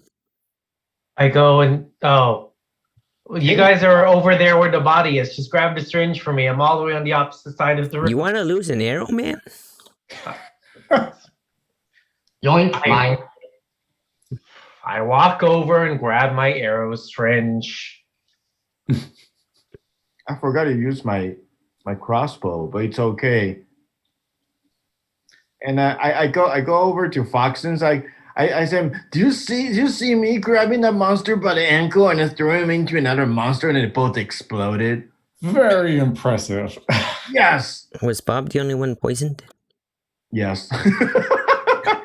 Is he still poisoned? How long does that stuff last? I'm gonna say you shake it off at this point. Can I vomit a little bit before I shake it off? Or I just vomit, then I'm just... Yeah, you can vomit in a corner and you're fine. Projectile vomit onto the wall, and I make a mural of my vomit, and then I am not poisoned. Yeah, you guys can shake off all your status effects at this point. I think you are no longer frightened, Nuko, because the source of fear is dead. And yeah, you guys are free to look around anymore if you would like. Are those 4 tables? Yeah.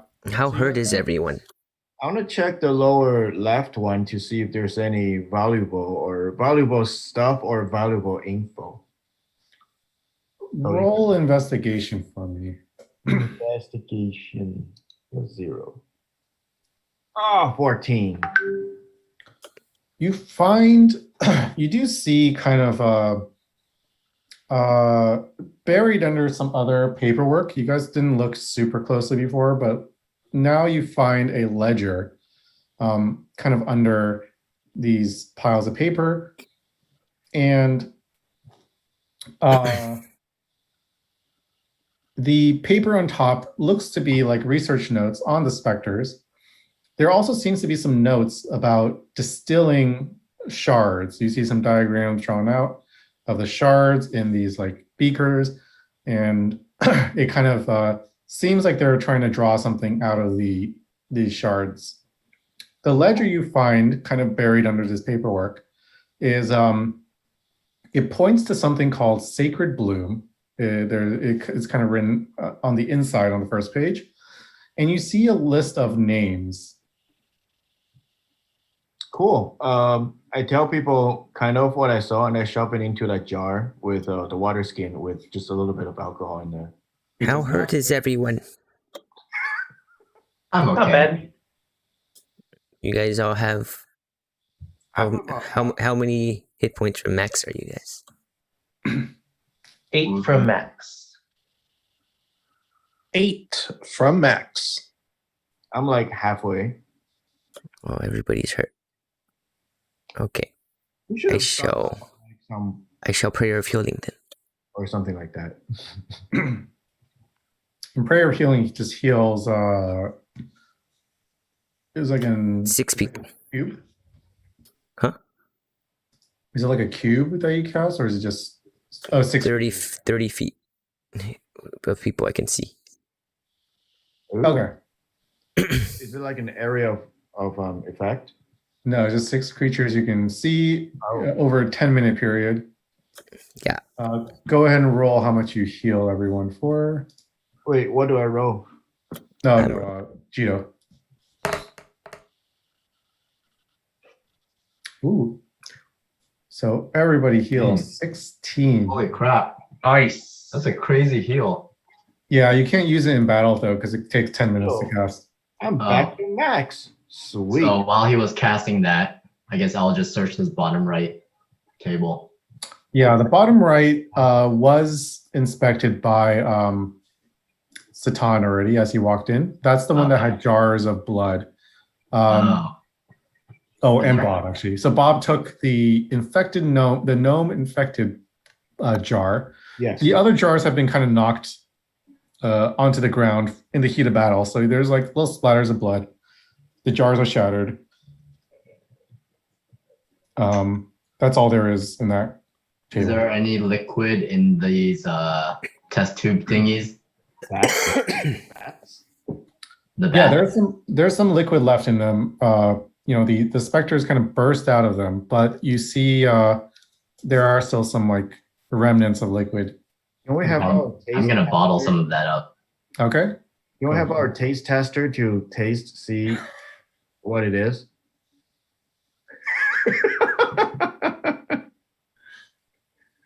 I scoop some from the vat next to me, and I walk over to our taste tester and say, "Would you do the honor?" Satan. Sorry, can you say that again? Oh, I scoop up some liquid from the vats, and I walk up to Satan and I say, "Would you do the honor of some taste testing?" I smack you with my bow.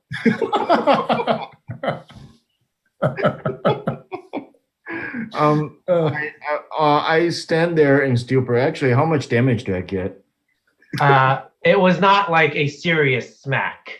Oh.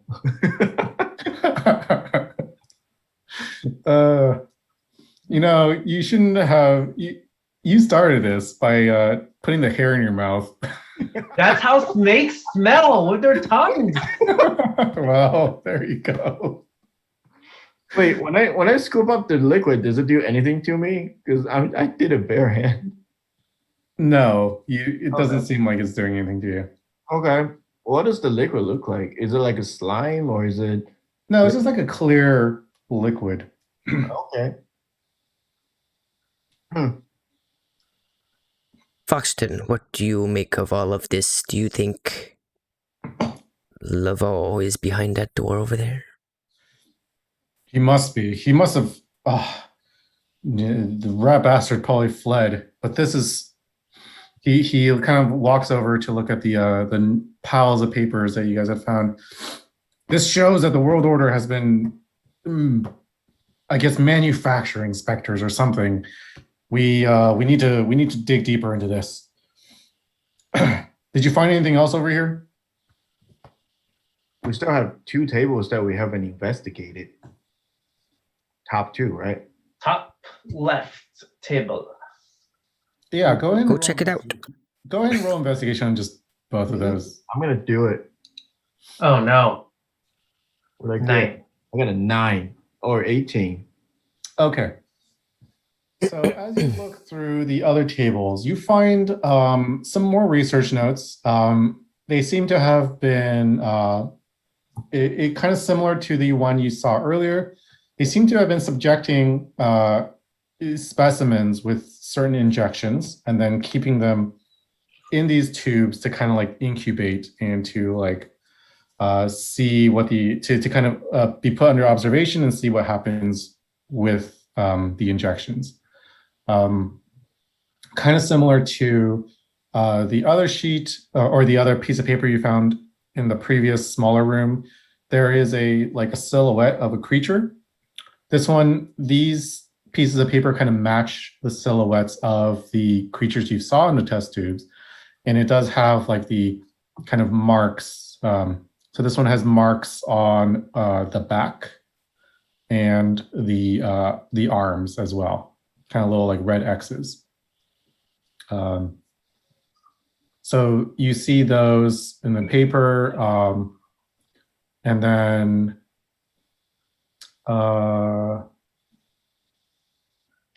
you find a. No, that's all you find, and then there is the ledger that you have found on the previous table.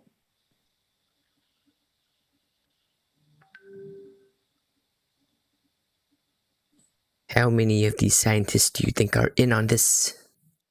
Cool. How many of these scientists do you think are in on this? All of them.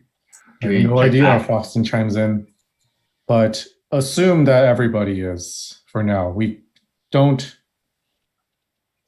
try not to be wary. Let's be wary. This is very troubling indeed. We should go through the door. We should. Bob, you are hitting on a crook. It doesn't matter. She was the love of my life. She can have elf. She must be beautiful. You need to chase after LeBeau. Yes. All right. After the guy. I take out the water skin from my jar. I drink whatever alcohol's left in it, and I fill the water skin with all the vat liquid. Okay, yeah, you have some of that there. Uko also took a sample of some of the liquid in the vat. Well, that's how I take my samples in water skins. Where would you like to go now? Are you going through the door? Door. Use your perception, Huntard. Yes. Yes. I will do my ear against the door thing. All right, roll your perception. 12. You don't really hear anything of interest or of note. I'm gonna kick down the door. Yeah, I think it's a little bit late to be stealthy. Yeah, kicking down door. Roll a athletics check. Actually, no. Roll an unarmed strike. Roll an attack. 15. All right. Roll damage for that. It's gonna be 0 because of my strength. What? Like I can't. I think he did this last No, time, I right? think it was Van last week. Oh, okay. Yeah, literally can't deal damage with unarmed strike. Really? Your unarmed strike is a +2 though, isn't it? That's the Oh to no, the, that's that's your. the hit. Oh yeah, no, it's a 0. Yeah, the damage it is. Okay, you you very confidently, you're like, you listen to the door and you go, I'll kick it down, and you just do this like meek like tap at the door. I think you Nothing fixed happened. it. Yeah. Foxton sees this very sad attempt and goes, you know, let me. He just swings his hammer and just like knocks the door open, super easily. How'd you do that? Can we take a short rest? You can't. Can we take a long rest in one of the beds? You cannot. You did you want to take a short rest here then? Sure. Yeah. Okay. So let's actually stop here. We'll end with you guys taking a short rest. And then we'll pick it up from here next time. Short rest. Short rested. Good job, guys. We did level it. up. Nope. You just leveled up. We leveled up again. Every battle. Cody, can you give us the deck of many things so we can actually level up with the deck? No, but you do, if you recall, still have the coin of fate. If you ever- Actually, can I roll my coin of fate after just to see what I get for the day? You can. I'm gonna do it before we do the short rest. Let's see what Okay. I roll. It doesn't replenish until a long rest, just so you know. But But we did do a long rest since my autopilot, right? yes. So All right, roll a d20 and let me know what you get. roll 15. I think I got a 15 before. All right. The coin flashes and you see a image of a goblet appear on the coin. As if by magic, a goblet appears in the palm of your hand, and it is filled to the brim with a violet liquid with a very sweet smell. Yeah, like me. So I just drink it, I suppose, since we're taking a rest. That's up to you. I'm gonna drink it. I down it in one gulp. You can take sips of it, and you can tell me how many sips. You can take you eyeball it. You have enough for up to 10 sips. Anybody want to share with me? What is it? No. It's a purple liquid. I mean, The wine? like grape juice. Why don't you get Satan to smell it? No? Yeah, taste it. So Tom, No. come on, taste test with me. I'm good. Can I Are you smell? just taking a sip, or are you? Can I do like a smell? Like, can I sniff it to see what it smells like? Are you trying to identify it? No, I just want to see what it smells like. It just smells very sweet, like almost like sickly sweet, just like Guy, very it's super sweet. sugary. It's sweet, like my personality. All right. Anybody? 10 sips. After you taste it. Only got 10 sips. All right, I take like 5 sips. Take 5 sips. All right. Quick, to like go like. You heal 16 health. I'm already full. Anybody? Well, I feel. How about you just save it? Can we save it? Is that a thing that we can save? You are unsure. You have a flask. All right. I mean, I have. Fine. I dumped all the stupid vat liquid out of my water skin, and I put the purple liquid into my water skin. Okay. It's so gross. You did this.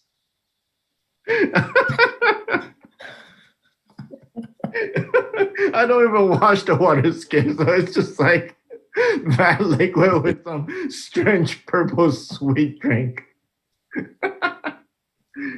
Oh, all right. Okay. I'm just going to make a note that you have that. You are unsure right now how long it'll last, but you do put it into your vat. Or Okay. your, sorry, your water skin. The water skin. Yeah. Okay, so we'll resolve the short rest next time, and we'll stop here. Cool. Cool. Alrighty. Perfect. See you all later. Chi chi chi chi chi chi. Good night. Good night, Alright. everyone. Thank you. Good night. Good night.